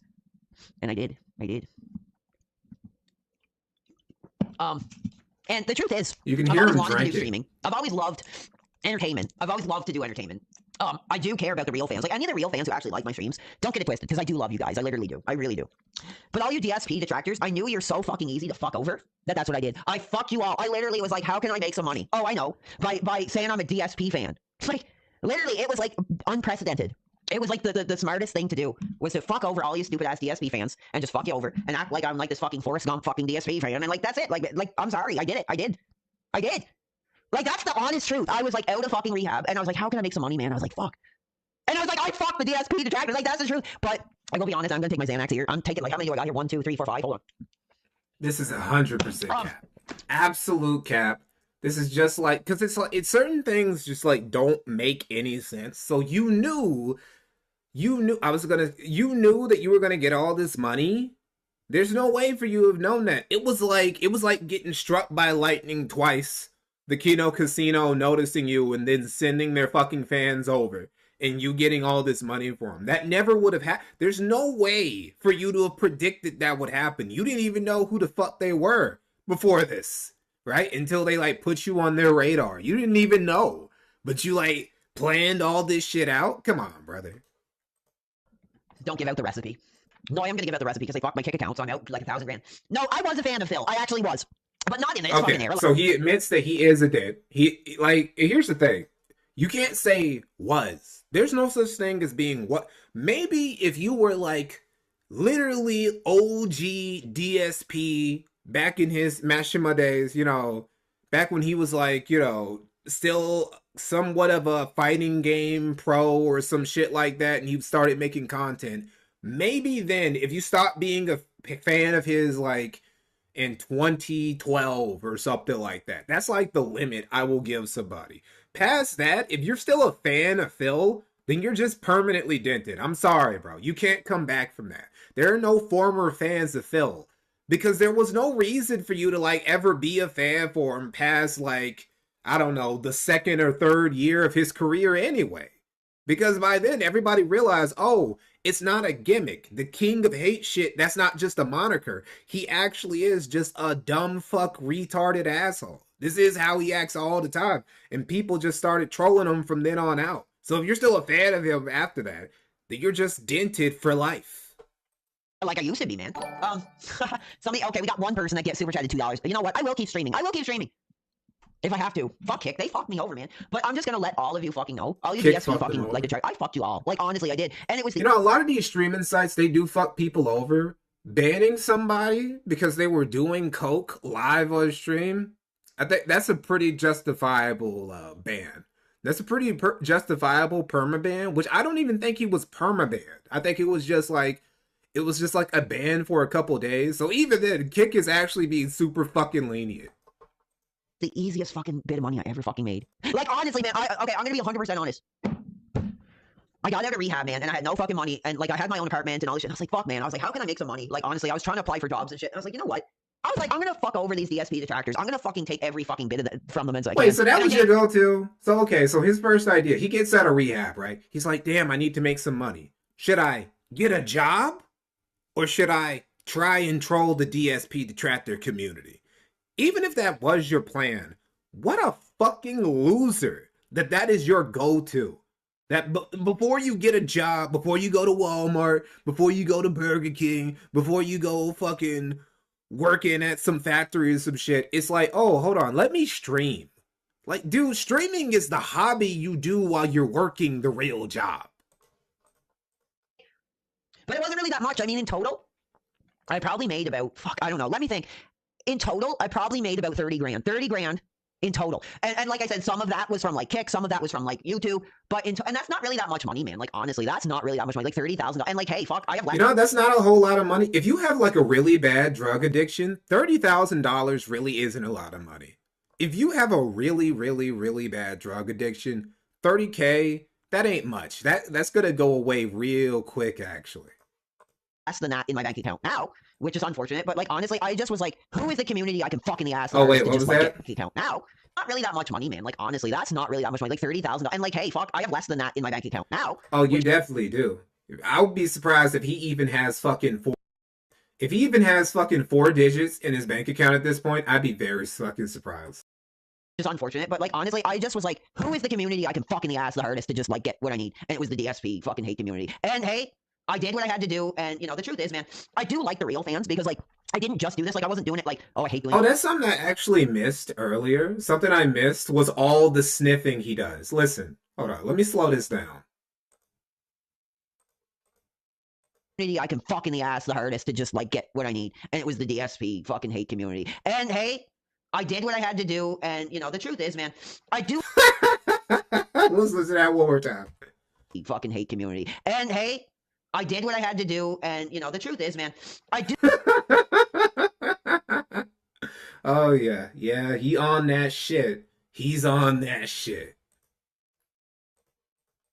I do like the real fans, because, like, I didn't just do this. Like, I wasn't doing it like, oh, I hate doing this. I was like, man, I like doing this. I love doing the streaming. And the more I got into it, the more I loved it, and the more I appreciate it. So any of the real people who are here that stuck with me, that are like, yeah, I like PWR, you guys are the real fucking people I actually do give a shit about. But all you pieces of shit, DSP detractors that gave me money, you can go fuck yourself. You brought this on yourself, and it's over now. You know, apparently, like, it's our fault. It's our. I mean, I guess technically he's not wrong. It is technically the DSP detractors and the Casino Bros' fault for giving this nigga money in the first place, right? It was. He would have never. I mean, he probably would have. He probably would have found a way to get high again, but he probably wouldn't have crashed out this hard if it wasn't for all the ill-gotten money he didn't deserve to get. It probably is partially everybody else's fault, too. Well, it's mainly his fault. But yeah, you don't give recovering junkies fucking tons of money. There's only one way that that's going to end if you do that. I'm just trying to be honest, because I am an honest person. I am. But the truth is... I'm just an honest person, he says, while he reveals to everyone that that the whole thing he did in the beginning was a fucking lie and just an act. I'm an honest person, though. He's going to tell us that he was never living with his mom, but he's also going to tell us that he's an honest person. Yeah, I fucked them all. I screwed them. I screwed the casino. I fucked over the stupid fucking DSP detractors. I had to do what I had to do to survive. And yeah, oh, Matt Dubinsky, I do like the streams. You know what? I do like the streams. I have a lot of fun. And I'm going to be honest, that's why when I moved, when I got my new place here, that's why I tried to change, because I was like, you know what? I don't want, like, I'm going to be totally honest here to all you guys. Yes, I am honest. I am. And that's the truth. Casino ain't going to be honest. Fucking Phil ain't going to be honest. I am going to be honest with all you motherfuckers. I am. My mother, she fucking is, like, up the road for me. She's living in her own place. There was no fucking mother, bro. Like, I've been on my own. Wait, what? Wait. My mother, she fucking is, like, up the road for me. She's living in her own place. There was no fucking mother, bro. My mother lives up the road from me, but there is no mother. There's no mother, but my mother lives right up the road from me. Do you have a mom, or do you? Also, if there's no mother, where did you move from? If you didn't have if you weren't living with your mom, whose place did you move from? Did you move from a friend's place? Were you lying about your dad living with your... Okay, you said your dad lived with your grandmother. Did you move from there? You had to have moved to some place. You moved down the street away from your mother who doesn't exist? Or you just weren't living with her? He's super honest, though, guys. Like, I've been on my own fucking since, like, 19, man. But, Cap. I do, whenever I made that announcement that I moved, I was like, you know what? Like, I want to get away from this casino shit. I want to get away from this DSP shit. I want to do my own thing. And any of the fans that stuck with me from that time on, I really do appreciate. I want to make fucking sure that all those people, I mean, whoever we're talking about, I don't have the names in front of me here, but the fans that were here during the time between when I moved, I think the last stream I did as the quotation PWR character was that WrestleMania stream. But any of the fucking fans who were there between when I moved and today, I do care for. And I don't just see as a fucking wallet. And that I do appreciate, and I do care for, and I do try to interact with. That's not true. This motherfucker, he only sees his fans as a wallet. He's been begging since the beginning. He's been trying to get donations from the beginning. You know, it really went downhill when he started doing the fucking merch. And he was doing the merch. He was doing the merch, I'm pretty sure. Wait, was he? No, he said, like, he was already talking about doing the merch before he even got big from the casino push, right? So from the beginning, he's always been trying to grift. Yeah, and his merch is tacky. His merch is fucking terrible. It's like ass for real. We could actually, hold on, let's go look at his merch real quick. Because his merch really is terrible. It's some of the worst shit. Like, he doesn't understand He's never like taken a graphic arts class or anything. Oh, look, here goes a short. Hold on, let me turn up the volume so you guys can hear it. He's gonna tell you guys. This is from 8 months ago. This is from March 9th. Yeah. Good evening, everybody, and welcome. Pro Wrestling Reality here, and this will be the official tour of the PWR store, showcasing my lifestyle brand that I want to share with the audience, share with the community, and clear up a few things that have been floating around recently. So I want to start by mentioning this dude. Now, I would apologize, but I don't think his name should be openly mentioned on here, because he's just going to draw attention away from, you know, how much blood, sweat, and tears I put into these designs. But he wanted to come open and have a dialogue about my merchandise. He was taking my designs. He went on the air. Okay. He's taking your design. Who would take PWR's design? Even, like, disregarding the fact that his designs have these super specific catchphrases that only make sense if you know who PWR is. Who the fuck would want to take... The shit is so tacky, so poorly designed. So, yeah, it's like first day of... There are probably some fucking middle schoolers. You give them Photoshop, they will be able to make better designs than that shit. Nobody wanted to steal your designs. Yeah, I know he's talking about, like, Lord Diaz. Because Lord Diaz, he actually does... Lord Diaz makes shirts, too. And, like, he's actually good at it because he, like, makes money off of it and shit. And he, like, on stream, he was critiquing the design of these shirts. And PWR was crashing out over it. He's one of those dudes. He's one of the people who's part of the cult of abuse, Lord Diaz. But the truth is, man, I did fuck over those DSP detractors. I totally did. And the Sure you simple did, thing buddy. was, because I was like, I was trying to think. I was like, man, like, how can I make some fucking money? And I was like, you know how I can make some money? By fucking over these stupid ass fucking retard fucking loser DSP detractors. I can fucking take them for every fucking quarter that they have. By what? Waving my fucking arms and saying, oh, I'm a Phil fan. I'm a Phil fan. Oh, they did a casino. This. Like, I fucked them all. And I'm gonna come honest and just say that. I fucked you all. Like, hey, if it was entertainment, it was entertainment. But yeah, I screwed y'all. You're all, honestly, I think you're all pieces of shit. Like, honestly, like, we're talking duty streams, we're talking fucking Snort Hogan, we're talking all of them. They're all pieces of shit. I had to do what I fucking had to do. And am I gonna go on the kill stream? No. But I'm pretty upset that my fucking kick got deleted. I might still go on YouTube. I don't fucking know. I'm pretty fucking pissed off. And the truth is, I have like zero. Hold on, am I on camera? Hold on, I have like zero fucking love for like these fucking DSP detractors. Like, honestly, you're all pieces of fucking shit. You're all pieces of fucking hateful fucking garbage who deserve to get fucked in the ass. Like, sorry. You know, oh, PWR, whoa, fucking blah, blah, blah. Like, honestly, you're all fucking pieces of shit that deserve to get like fucked in the ass for every fucking cent you fucking gave me. That's the bottom line. And I love the people. Yeah, I'm looping. I don't give a fuck. Shut the fuck up, loser. I don't care, because the truth is, I've always wanted to stream. I've always wanted to do content. And I probably will continue to do content until I'm fucking dead in the ground. But, you know, yeah, fuck the detractors. I literally fucking took them for every fucking cent that I got. We got 86 viewers tonight. Here, I'm gonna give you guys a freebie. Hold on. We're not even getting, like, contributions. But the truth is, if I go away, I fucking go away. But the truth is, I want to make fucking sure that I make it clear I fucked all these detractors. I think they're all pieces of shit. Like, honestly, I really do. It was all a fucking act. It was literally like, how can I get some money? Like, man, like, my life is shit. Like, how... And, like, the truth is, it sucks because I'm on Do you guys see what I mean now when I say King Snake Jr.? That's what the fuck this is. That's exactly what this was. This was exactly what he was. You came here, and he was like, oh, it was all a plan. From the beginning, I was gonna fuck all of you and I was gonna take all this money. And it was like, no, that was not the plan. You were not fucking, you actually were Forrest Gumping your way through this shit, and just events outside of your control just made it so you basically won the lottery. It's a dude trying to like come up with some cope for how he made a strategy to actually win the lottery or win the jackpot. It was like, no, bro. You got blessed. A bigger streamers than you blessed you, got you money that you really shouldn't have gotten, because obviously we see what happened. We see what he did with all that money. It's all gone now. That's where it all went, right? And that's what happened. You don't need to, but he's doing all this coke because he knows it's all away. He knew it was all going away before this stream because he saw how few viewers he got and he saw how people were calling him a grifter, which he is. I'm sorry if, like, at the very beginning of your career, before your career even becomes the career, right? Because he likes to use the word career.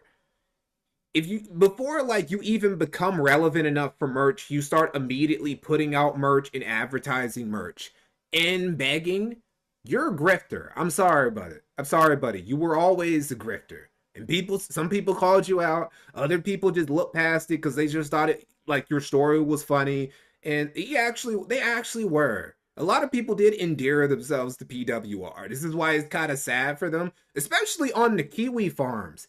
And this actually isn't the video. There's another video I want us to watch about PWR where he goes in really fucking hard on the Kiwi farms and Josh Moon. And I'm not really sure why. We'll get to that in a minute. I'm on all this shit. But man, the truth is, like, I did sacrifice so much to make this amount of money that I did. And it wasn't even really that much. It was probably about, like, I don't know. What did you sacrifice? What did you sacrifice? What did you give up? This is literally the easiest come up, the easiest lick I've ever seen anybody. All you had to do was be in the right place at the right time and you got tons of money fucking thrown at you. You couldn't ask for an easier come up. You've just been playing like video games from your childhood, bro, and crying on stream and people gave you money. That's basically what Jay does. You know, that's what Jay Hoof does for money. And you got like 50 times the amount of money he got. No, 30,000, something like that. But I fucked them all, and I did a character. Yeah, I did a fucking character. I fucked them all, and I was like, you know what? You're all pieces of shit. So I'm gonna get my fucking piece here from you guys for what you did to Phil and all the abuse that you gave to Phil. For what you, and there it is. There it is. There it is. At the end of the day, it was just about avenging DSP. He couldn't stand it. He couldn't stand.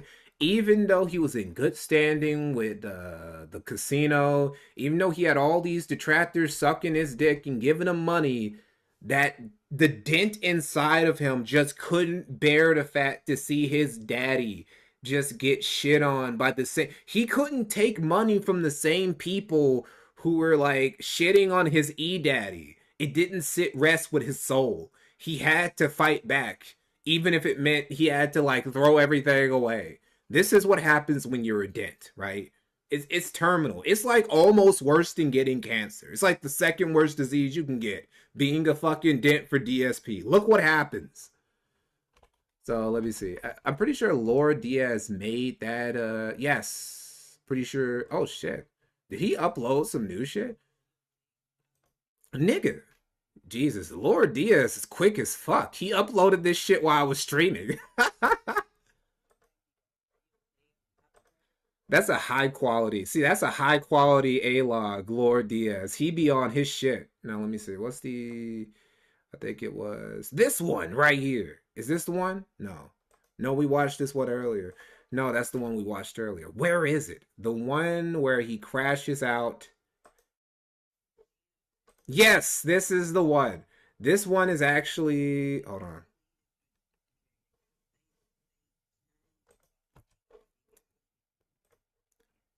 You guys can't even hear. Hold on. Maybe it's because it's in the playlist. All right. I'm so fucking done with Edge after this stream. We're going Firefox only. Or maybe Brave. Yeah, you can do it. This is actually a very basic feature that I'm hyping up that we could probably easily do in Brave. Yeah.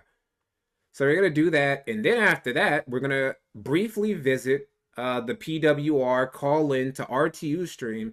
And then I'm going to go over one last thing when I prove without a shadow of a doubt that this was not a play, that it wasn't an act, that he wasn't pretending to be somebody, that he actually is a fucking loser junkie who was living with his mom. Okay. All right, let's go. Damn, bro. Like, honestly, dude. Hold on. This sucks, man. They deleted my Kick account. They screwed. Oh my god, you gotta be kidding me, man. Seriously. This is like, actually, this is before the video we just watched, actually. I put him at, you know, I fucked up the timeline a little bit. This is like literally right after he got kicked off Kick. Damn, bro. Okay, hold on. I think they deleted my Kick. I think they literally deleted my Kick account, man. I think they did. I am so like pissed off. Like I think they did delete my Kick account. I'm trying to sign in and I can't. And like, dude, I am so like it's over, man. Like they deleted my Kick. I literally think they did. Hold on. Yeah, I think they deleted my Kick, and I shouldn't be on Kick. Oh, off, piece of shit. That sucks. I don't have an email or anything, but I can't sign in, and that's bullshit. And you know what? All of you, that sucks because that was like a lot of money that was coming in. That like whatever. You piece of shit. I do. It was literally $100. It wasn't a lot of money. It was literally 100. No, not literally 100. It was like $111. It wasn't a lot of money. I think they did cancel my Kick account. That's crazy. Yes, the career might be over. The career might be over. Actually, I'm gonna even take my picture off. The career might be over. I think. That's shitty. And wow. I don't even know if they're gonna pay me for that shit I did. I don't even have an Jesus Christ. I do think that's it. I think that might be it. I don't even have an email or anything, but they canceled my stream and I can't go on, and that might be it. I'm done. Anyway, he's looping a little bit. So let's just skip right on to the part where he's talking about fuck it up Josh Moon. Girlfriend, I'll never be able to have a life.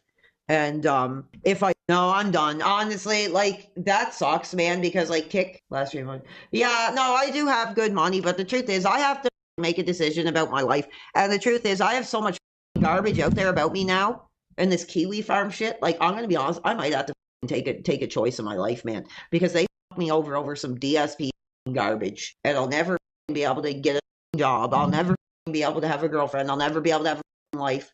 And if I do make you didn't have any of those things to begin with. What the fuck are you talking about? I'll never be able to have a girlfriend. I'll never be able to have a job. You didn't have any of that shit to begin with. Like, what do you mean? And your thread isn't that long. His thread is literally like fucking 40 pages. It's like a fraction of RTU's page thread, which also isn't that fucking long. As opposed to something like Movie Bob. Movie Bob, I think he has like a fucking 5,000 page thread. Ralph has multiple, multi-hundred, multi-thousand page threads on Kiwi Farms. Like, nigga, nobody's talking about you. In fact, if you go on the farms, you go on like PWR's thread on Kiwi Farms, they're really nice to this nigga. They're like really, some of them are even like, that's kind of sad that he like ruined his life by like getting back on coke and shit. I was kind of cheering him on. They're actually really fucking nice to this guy. Make the choice that I have to make. I'm hoping it'll be in their fault because they're pieces of garbage and they're pieces of shit. Everybody, like Josh Moon, he's a idiot loser who tries to put people's real names out there. Where's his picture? You piece of shit. I would love to.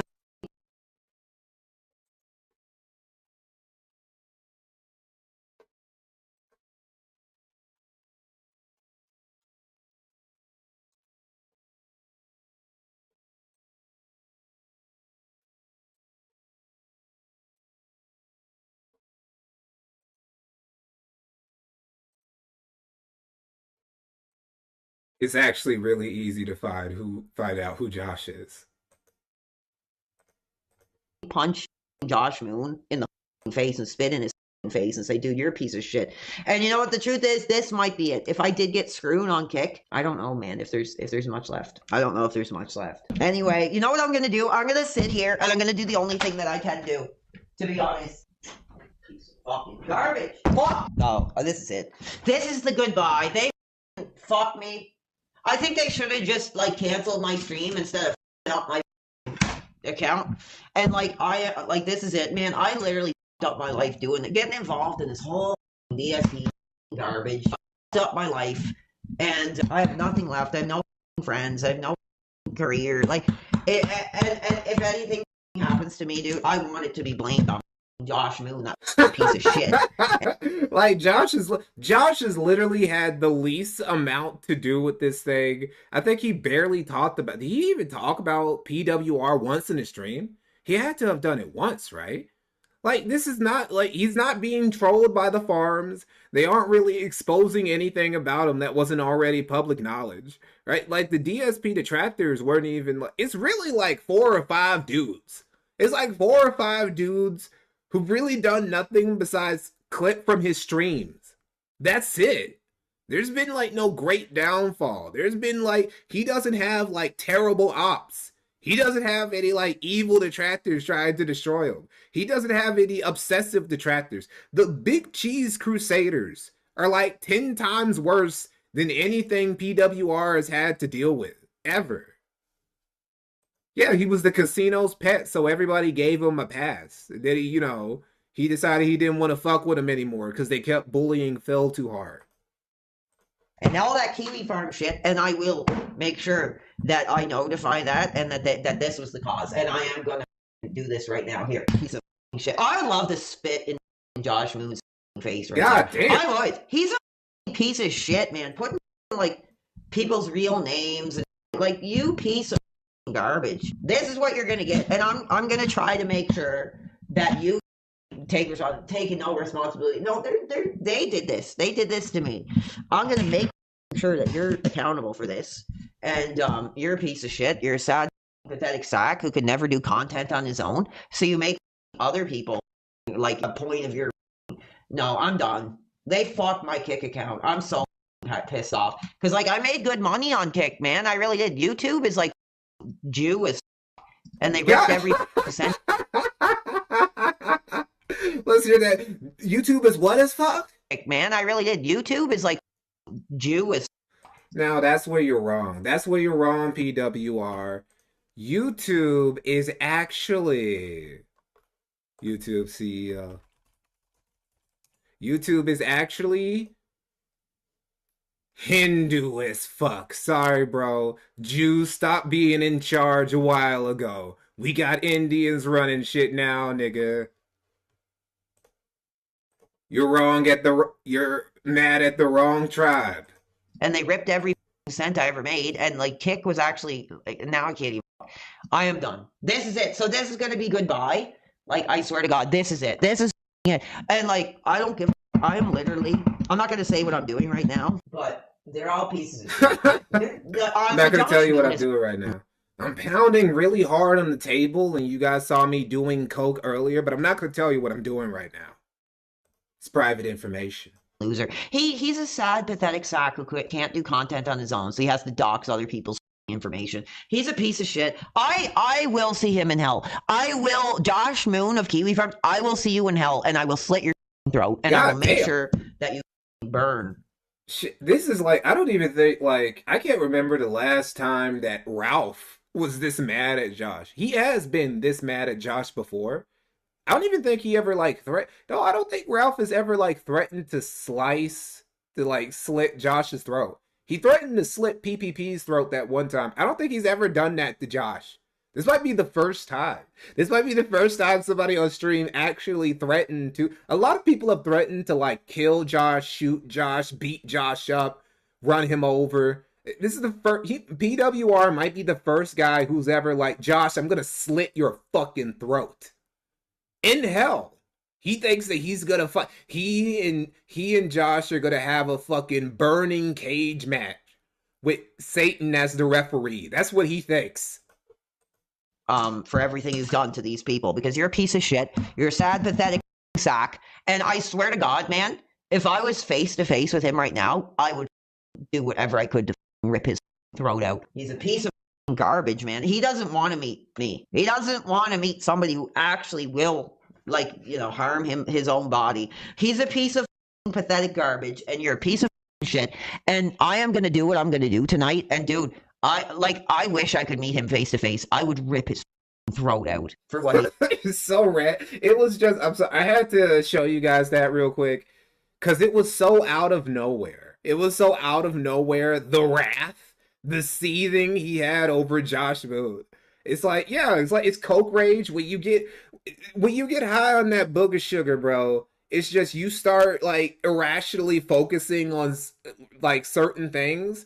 And I guess, you know, he had Josh on the mind. Maybe it's because he thinks that Josh is the reason why the detractors go so hard at DSP. He thinks that people wouldn't go as hard on Phil if the Kiwi farms didn't exist. What he doesn't know is that Josh actually doesn't think that highly of DSP detractors, and he's actually like had several beefs with like the DSP thread. He's actually come in the thread to shit talk the people who were posting there, because like he doesn't like DSP detractors that much, and like they give him shit back, and he's actually threatened to like close the thread a couple of times. So, you know, it's just weird. It's just weird that Josh is the one he wants to kill the most. Anyway, we're gonna get on this real quick. I'm sure a lot of you guys have already seen this, but this was PWR. He decided to call in while he was still high, while he was still coked up. He decided to call in to RTU's live stream. And despite RTU, like, this is a easy layup, right? This is like easy stream potential. I'm gonna come here and I'm going to... You have some fucking loser cokehead just calls into your stream. This is an easy opportunity to make a quick stream highlight, you know, something that you can milk. Well, he is gonna milk. He actually is gonna milk this shit. As you can see, we go over here to Rich Tomorrow. Oh, look at that. What's that he has planned? Oh, it's going to be a PWR stream. And of course, he uses Lord Diaz's AI art thumbnail, because that's how fucking lazy he is. He's so lazy. He has to steal somebody else's AI art. Okay. But no, this was an easy chance to just like dunk on PWR in front of your audience. He ends up running away because even at his cokiest, PWR can still fucking make Rich look like a bitch. PWR. Hello? Hot young dude here. How are you? How are you doing, bro? How are you doing tonight, bro? It's Friday night. What's up, man? I'm doing all right. Living the dream. How are you? Yeah, I'm doing good, man. Listen, I am watching Shawn Michaels. I am watching Undertaker, and I am just chilling out with my audience. How are you doing, man? Todd, let's have a quick conversation here. Okay, I'm ready to have a quick conversation with you. What's going on? Okay, you know what's crazy? I'm actually streaming too. Listen, I want to ask you a quick question here, because we're like, okay, I'm an original era dude. You're an original, man. You fucking paved the way. You made a career. You did your thing. Like, honestly, man, I was the fucking guy in the bed watching like Angry Nerd and DSP when you were doing your thing. But we're talking about DSP here. We're talking about Phil. We both love Phil. We're both fans of Phil. I have been a fan of fucking Phil since 2011, man. You're a fan of Phil. You know he's right. PWR is right, Rich. You are a fan of Phil. I'm sorry, bro. You are a fan of Phil. There's a lot of streams you would literally have Phil like on the background of one of these PCs back here. Multiple videos, like videos and streams you've made have been dedicated just to talking about this man. Hours. There's hundreds of hours of Rich talking about Phil. You're a fan, bro. More so than any other detractor, in my opinion. You literally have a tattoo of this motherfucker on your face. You're a fan, bro.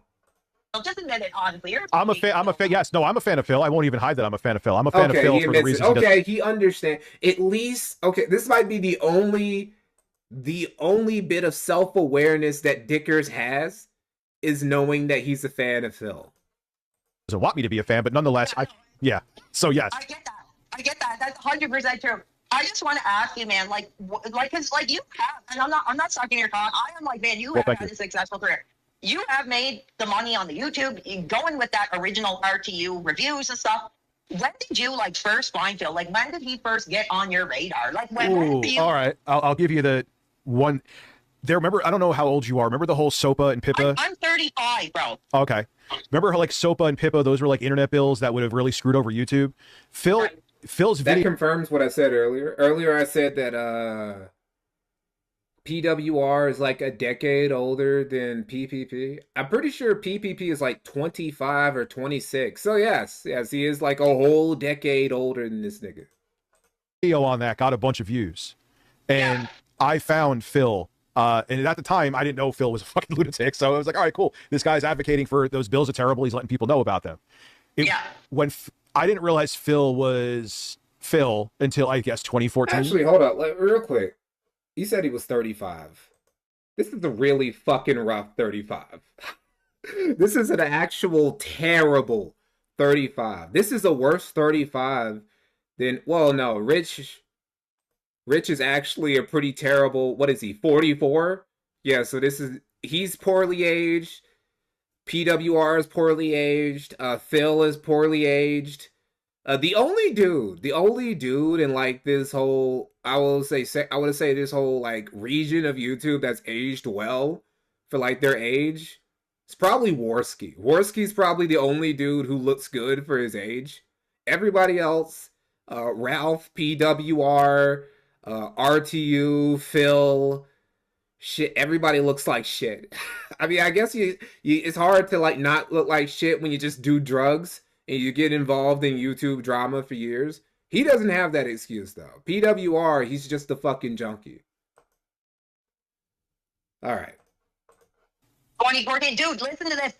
So I was literally like, in a shitty like life situation, man, and I found Phil, and I was like, this guy's giving me comfort.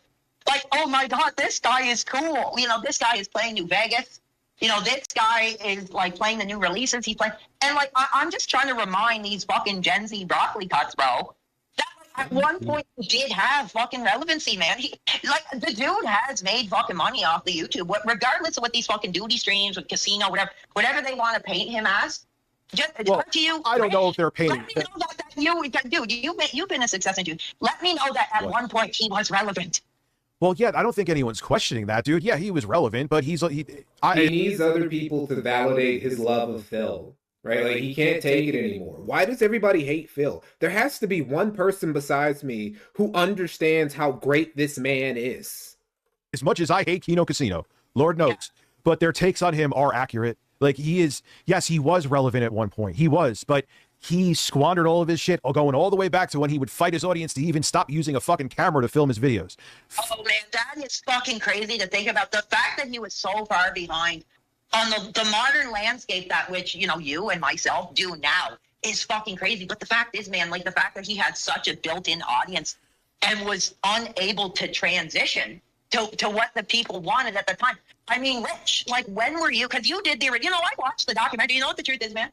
Okay. I do give you respect because out of everybody I've dealt with, you actually did call in and we had a little back and forth. But I did my research, and regardless of what people say, they want to say this shit like you blinded your daughter and all this shit. Find any fucking evidence of this shit. But I did find that at one point you did have success. That originally you did come forward and you had success. But I'm interested in asking what separates you from that other three-lettered brand here. So, like, what was it from you that was able to recognize the transition that he wasn't able to make compared to what you had made? Well, but trust me, Lord knows I've made some fucking mistakes. But because Phil, we all have, brother. Like, I am literally here doing my Andy Worski on the air, talking to you. We've all made our mistakes, dude. Go on with it. Phil just does. He doesn't understand Phil, probably because he's a severe narcissist. He doesn't understand that you could say you've changed. You could say a bunch of things, but if you haven't, people see it.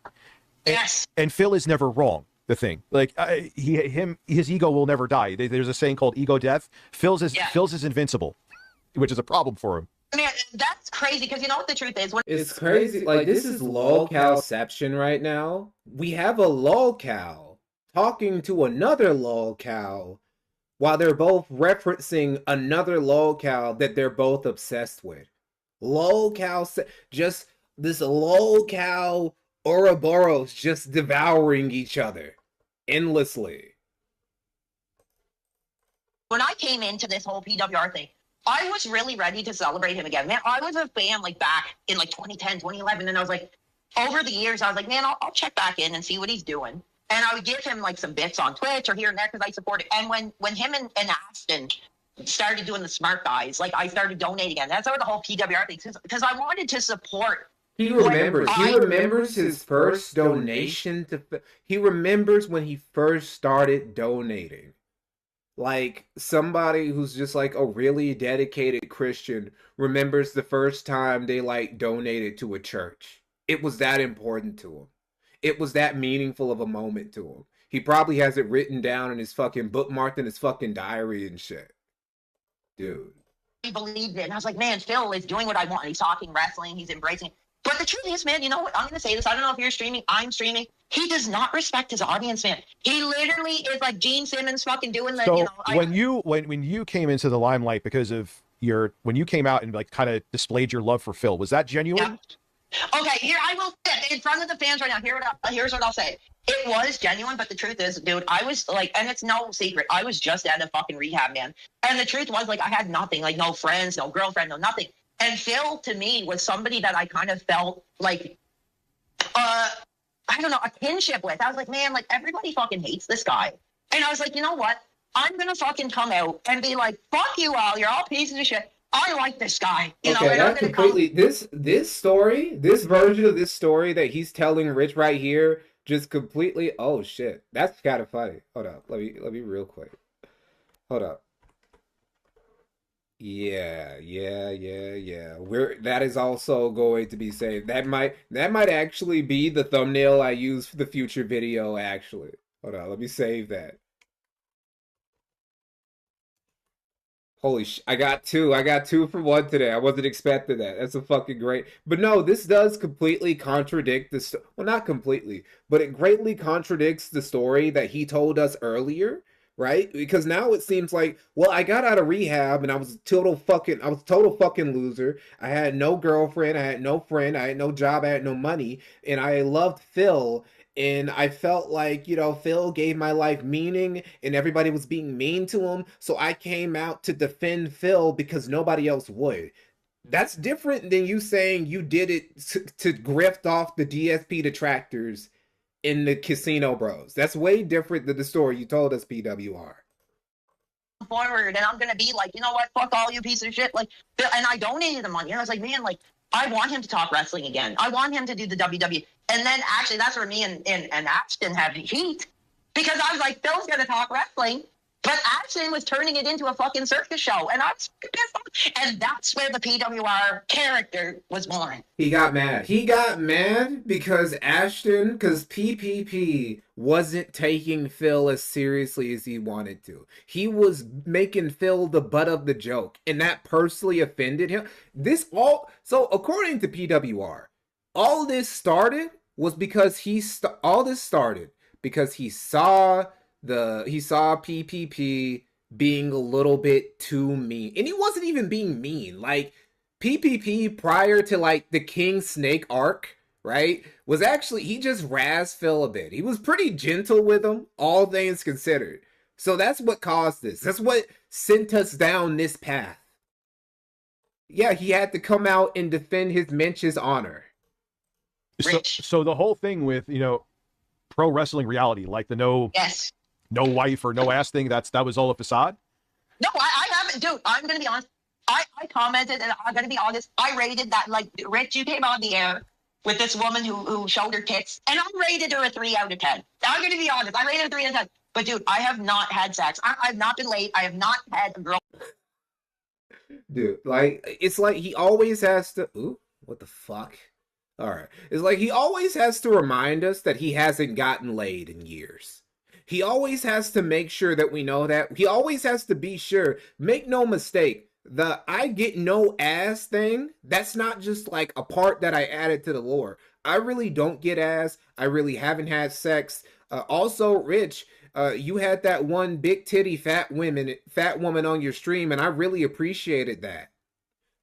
It's like he has to remind us also that he really does love big women. This is why I don't understand. How does he not get ass? If you love big women, getting ass should be easy for you, bro. Like, big women, they don't have, well, they do have some standards. And again, PWR, he does look like this, and he was, despite what he says, was living with his mom, and he is a recovering cokehead. Well, he's not a recovery, he's just a cokehead again. So yeah, I guess, you know, even the big girls, you know, they wouldn't quite be, you know, yeah, big women have some ego. They ain't just gonna accept anybody. You can't just pick a cat off the shelf. I mean that, like, in both senses of the phrase. Girlfriend since 2013. That is like 100% the truth. Keep that in mind. Keep that in mind. Right? I'm about to wrap this up after we get to this, and I want you to keep that date in mind. 2013 is going to be very important when I make it very clear that no, this wasn't a LARP. This is how PWR actually is. Hey man, God bless you. No, I mean it is a challenge, and I mean the truth is, I mean I love streaming. I love what I do here. I mean we're watching wrestling. I'm snorting some Andy Worski here. I'm snorting some Andy. Why are you putting nose candy up your nose, dude? What are you doing? Well, we don't know what that really is. I'm just saying some names here. But no, I just wanted to call you because I'm going to say this, and it sucks because I have a lot of fans that don't like you. You know what the truth is, man? Dude, listen, I did a whole I spent a whole night up all night researching you, and I could not find any actual evidence in the shit that people say. No shit. You blinded your daughter. Can you speak to that? We have an audience here, dude. Like, honestly, can you speak to that? Because that is the truth, man. I didn't know about you, man. I knew Phil. I did not know RTU. But I had all these people that were like, oh, RTU blinded his daughter. All right. Oh shit. See, here's the thing. PWR was being sincere. He was being sincere. He's like, look, dude, I did all the research. I went through fucking Kiwi forums. I went through Twitter. I watched all the fucking detractor content. I couldn't find any evidence that you ate your daughter's eyes, bro. Why do they keep saying that? I couldn't find any evidence that you blinded her, dude. Why do they keep saying that, bro? I think they're making it up. And he just hung up on him. It's like, Rich, he was technically on your side. Oh, yo, what's up, Hargis? Oh, who's the nasally guy? Oh, that's this dude. That's PWR, a guy we've been talking about. He is a 35-year-old loser who earlier this year was still living with his mother until the Keno Casino blessed him, gave him some shine, and he started getting tons of donations from both their community and from the DSP detractor community, upwards of what he claims and what we can see from receipts to be around the upper $20K to lower $30,000, right? And most of it, if not almost all of it, is gone because he spent it on moving when he really shouldn't have. He spent it on expanding his merch. He spent it on alcohol, and he spent it on coke. And so here we are. Here we are. So we had that little moment there. And here's from the comment section. He says that he got kicked. Right here it says a fan of his is commenting on a video. PWR, please take good care of yourself, my brother. I loved you on Kick. Just create a new account and let's go. And PWR responds with, I was suspended for 3 days. Everything is supposedly going to be back to normal after that. So he might not have actually have been permanently banned, in which case this whole crash out of his against the Kiwi Farms, against Josh Moon, against the Casino Bros, against the DSP detractor community might have been literally for nothing. He might have just fucked this whole shit up for literally no reason. Now, the final part of this arc, the thing that I want to get to before we leave. So PWR loved to say that there was no mom, that he was playing a character, right? That's what he tries to say. He says that, yes, I did go to drugs. And yes, I did go to rehab and all that shit. But he says overall that is PWR a lolcow or just a degenerate? I mean, you can be both. There are plenty of lolcows who are both. Like, come on, man. I mean, if you mean like is he a degenerate who stops just short of being a lolcow? The answer is no. He was a lolcow from like the moment people identified him. It's like 35-year-old living with your mother's house. You can't even swear in her house. That's the real reason why he started swearing. He couldn't swear then because he was living under his mother's roof and she wouldn't let him. That's the actual reason. So to confirm that no, this isn't just bullshit. PWR, he used to have an account. He used to have a Reddit account. He's getting exposed by Reddit. He had a Reddit account called Real Person 113. Now, 13 is a very important number for him because it is the year that he, according to him, never had ass. That's the last time he ever had a piece of ass, was in 2013. So the number 13 has always been a very important number for him ever since that year.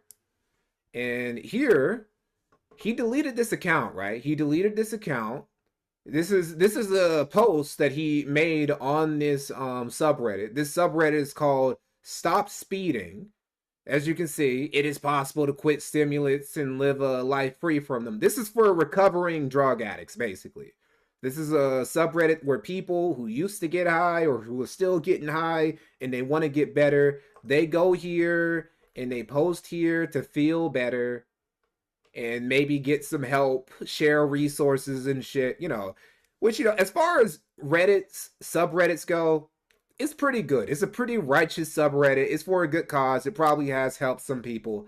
Didn't really help PWR. Now, we know that this is his account. We know that this was his account and that he made this post, Am I at Risk? Because, again, real person, not only does he say real person 113, which he used, which is like, you know, obviously that has to be here. But, you know, just to, here we go. Because right now I'm on a subreddit. I'm on a site called search.pullpush.io, which you can use this to look at posts from deleted Reddit accounts and whatnot. So we're going to go here and I'm going to put right here, I'm going to put this. Rate, wait, what the fuck? PSV, all right. Okay. Rate my PS3 Deathbed collection. Man. Where have we seen some of those games before? I could have sworn we've seen some of those games played on stream. W SmackDown vs. Raw 2011. Over here, we got another one. What were some N64 games that had you saying, screw you, mom and dad, I want it, I need it? And here we go, WCW NWO Revenge for the N64. I just wanted to reach out to the community because at a time in my life, or my health and mind, they're really failing. I'm remembering the peak of that N64 era. It was incredible. The games were hot. They were so true to life. The graphics were becoming more incredible, more violent, was introduced in the games, more blood, more gore. We were so far away from the days of those original brothers jumping on the head of their enemies. This was made in June 2nd, 2024, before the whole arc with the casino happened, right? Okay, so this was his account. Real Person 113 is his account. He was posting on all of these niche video games subreddits on Reddit, SNES, Sega Genesis, RN64, kept posting on the Cinemassacre Truth. Because for those who don't know, on top of being obsessed with Darkside Phil, he's also obsessed with the Angry Video Game Nerd and Cinemassacre 2. So now that we've confirmed that this is PWR's Reddit account, he is Real Person 113, right? This post right here.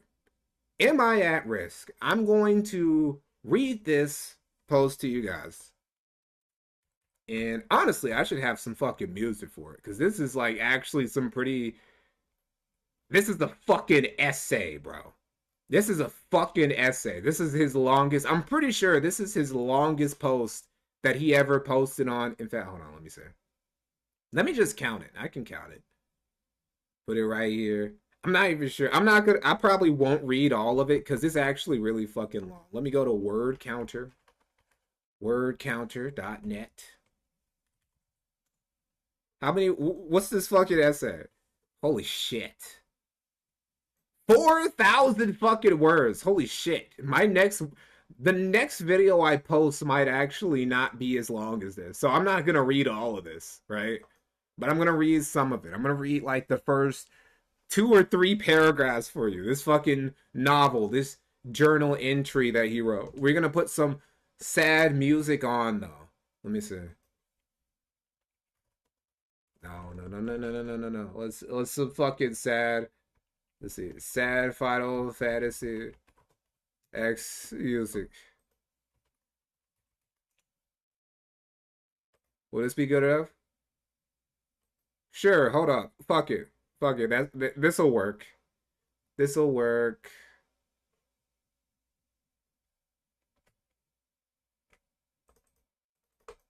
God, I fucking hate Microsoft Edge. Yeah, this'll work. Hold on. Wandering Flame. Ah, we'll use the longer version. Okay. Am I at risk? I very much appreciate anybody who's willing to read this.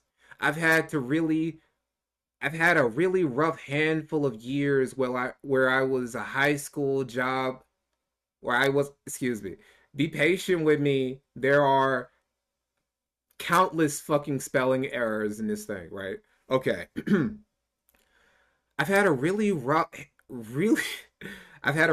handful of years where I was a high school job dropout, and until about 25, I was on welfare, just living in a cheap place. It's happy enough to have what I needed, but also felt kind of stuck. I haven't had a lot of success with jobs, but I took a few years to get my GED, eventually graduated college, and really turned my life around. In fact, now I'm working for the government and have been for a few years. I've been on Ritalin since a young kid, and in my teen years eventually stopped taking it. I didn't start taking it again until I decided to go back to school, as I reached out to the same doctor who prescribed me to it and said maybe I do need to be on something, because when I was on the medication as a kid, I really had a lot of success. But then once I hit junior high and stopped taking it, I just hit a really bad patch. Nothing major, mostly just laziness, really. At first, it was okay. I mainly used it to push myself through school, GED courses, adult upgrading, and then a pretty intensive college program, and I was taking it as prescribed. Eventually, I ended up moving to a new place that's pretty isolated. Basically, it's surrounded by a highway, and if you don't have a car, you're pretty much going to be run over by a car, more or less. It's just a really anti-pedestrian area. Anyway, for a long time in my 20s, I was a really bad weed user, and I attribute this just to some of the shitty situations that I've been in, and I always felt like it kind of kept me in a bubble, so I could kind of cope with things. But once things started to change for me, I noticed it started making me really paranoid, like to the point where I'd be like almost scared, really anxious about really random things too. And I pretty much dropped it, and I think it was needed, as I was like a bong rep as soon as you wake up type it heavy user.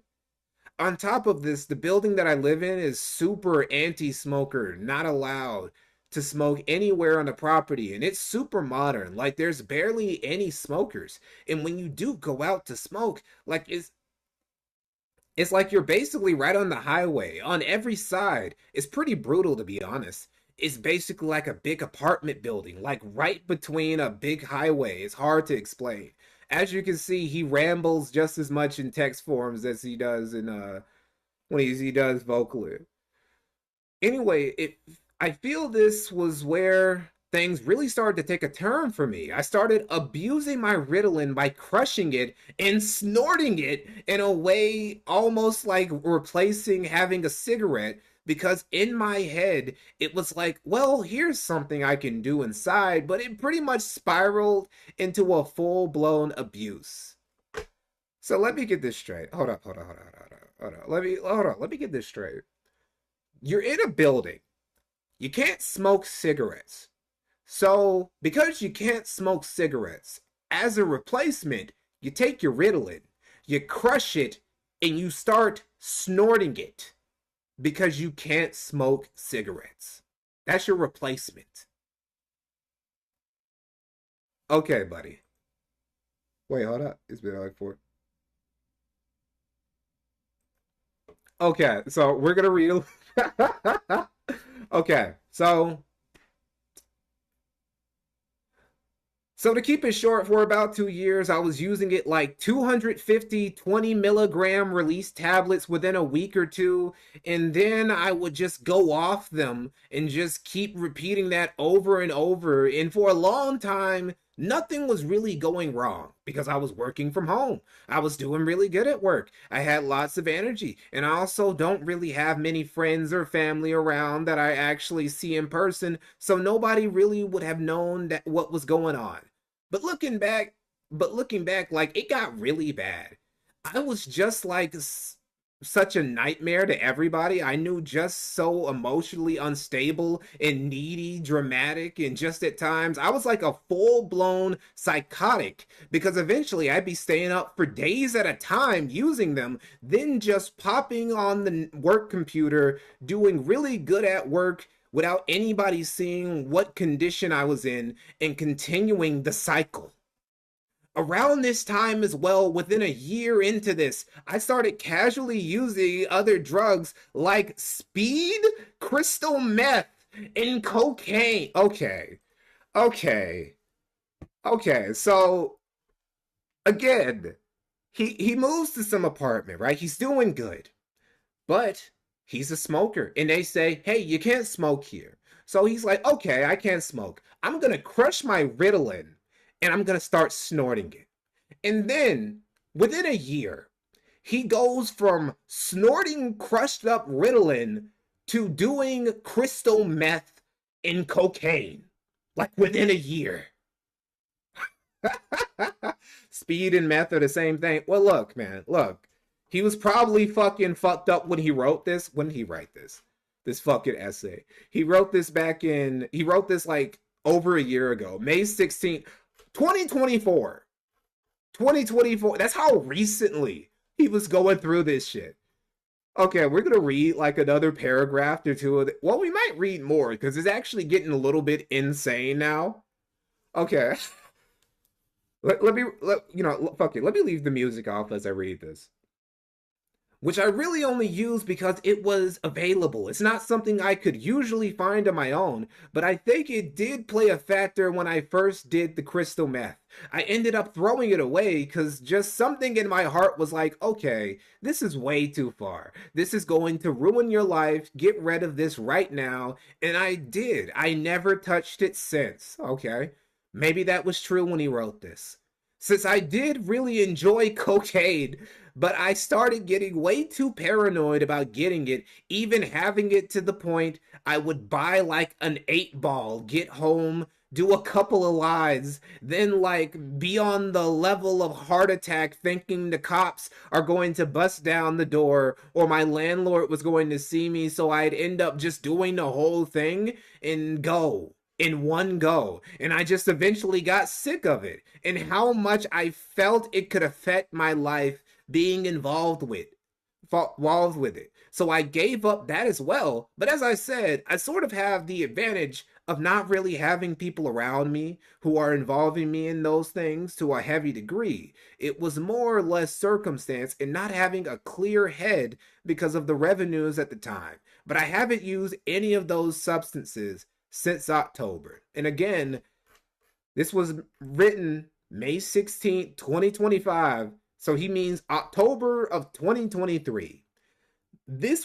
So if we're to be as generous as possible, he only got high. Minus the part where he recently, started getting back on coke. He was recently as high as early as fucking October of 2023. This was the state that he was in, barely recovering from this shit when the Keno Casino found him earlier this year, right? So this is why, right? This is why this story could only have ended this way, right? It is like I could read more of this. I don't know. I asked you guys what, but like you guys already see where this was going. How this story ended the way that it did. Yes, average DSP fan. Yes, that's right. Dust Diesel. This is the type of person who is a fan of Dark Side Phil. These are the people who make up Dark Side. Every time we find out about a DSP dent, it ends up being something like this. Either they're a junkie, or they're like a fucking mentally ill pedophile like fucking Derek, or they're like in a wheelchair, or they're like just genuinely all around mentally ill. It's always something like this. DSP dents always are in this sort of category. There's something wrong with them. If you love Phil like sincerely, there is something wrong with you. So this was the state. This was the state that he was found in. Best case scenario, if he's telling the truth, if he's being 100% honest, he was only sober for maybe 3 or 4 months when the casino found him.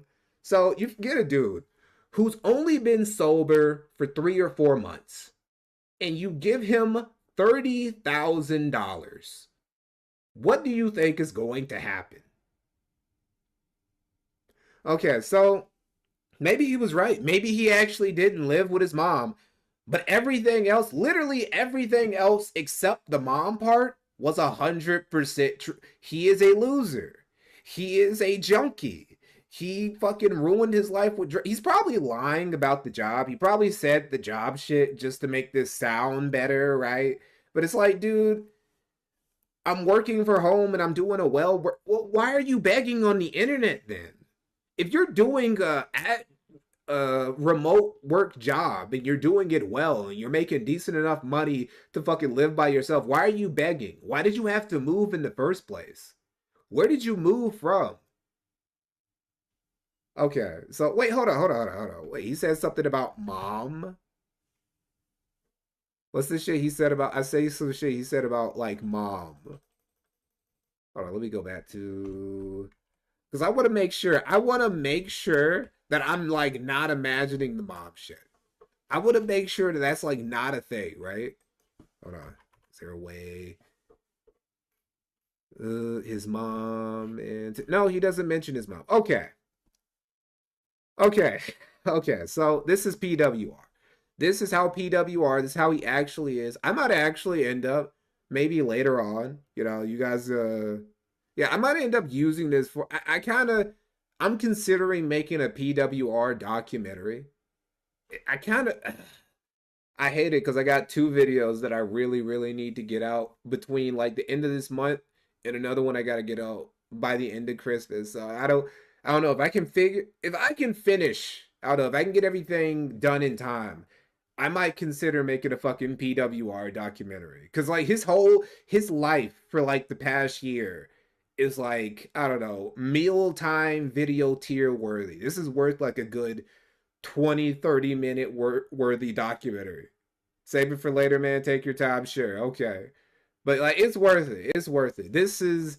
He's a character. I'm not going to deny that he is a character. He is one of the greatest random pulls to come out of like this, I won't say the sector. I would say, I don't know, I guess like the Kino Casino community, the Dark Side, the Trapper community. He's one of the best random pulls I've seen come out of like any part of the internet. He just came out of nowhere and like niggas found him, and you know, what an end. What an end to that arc.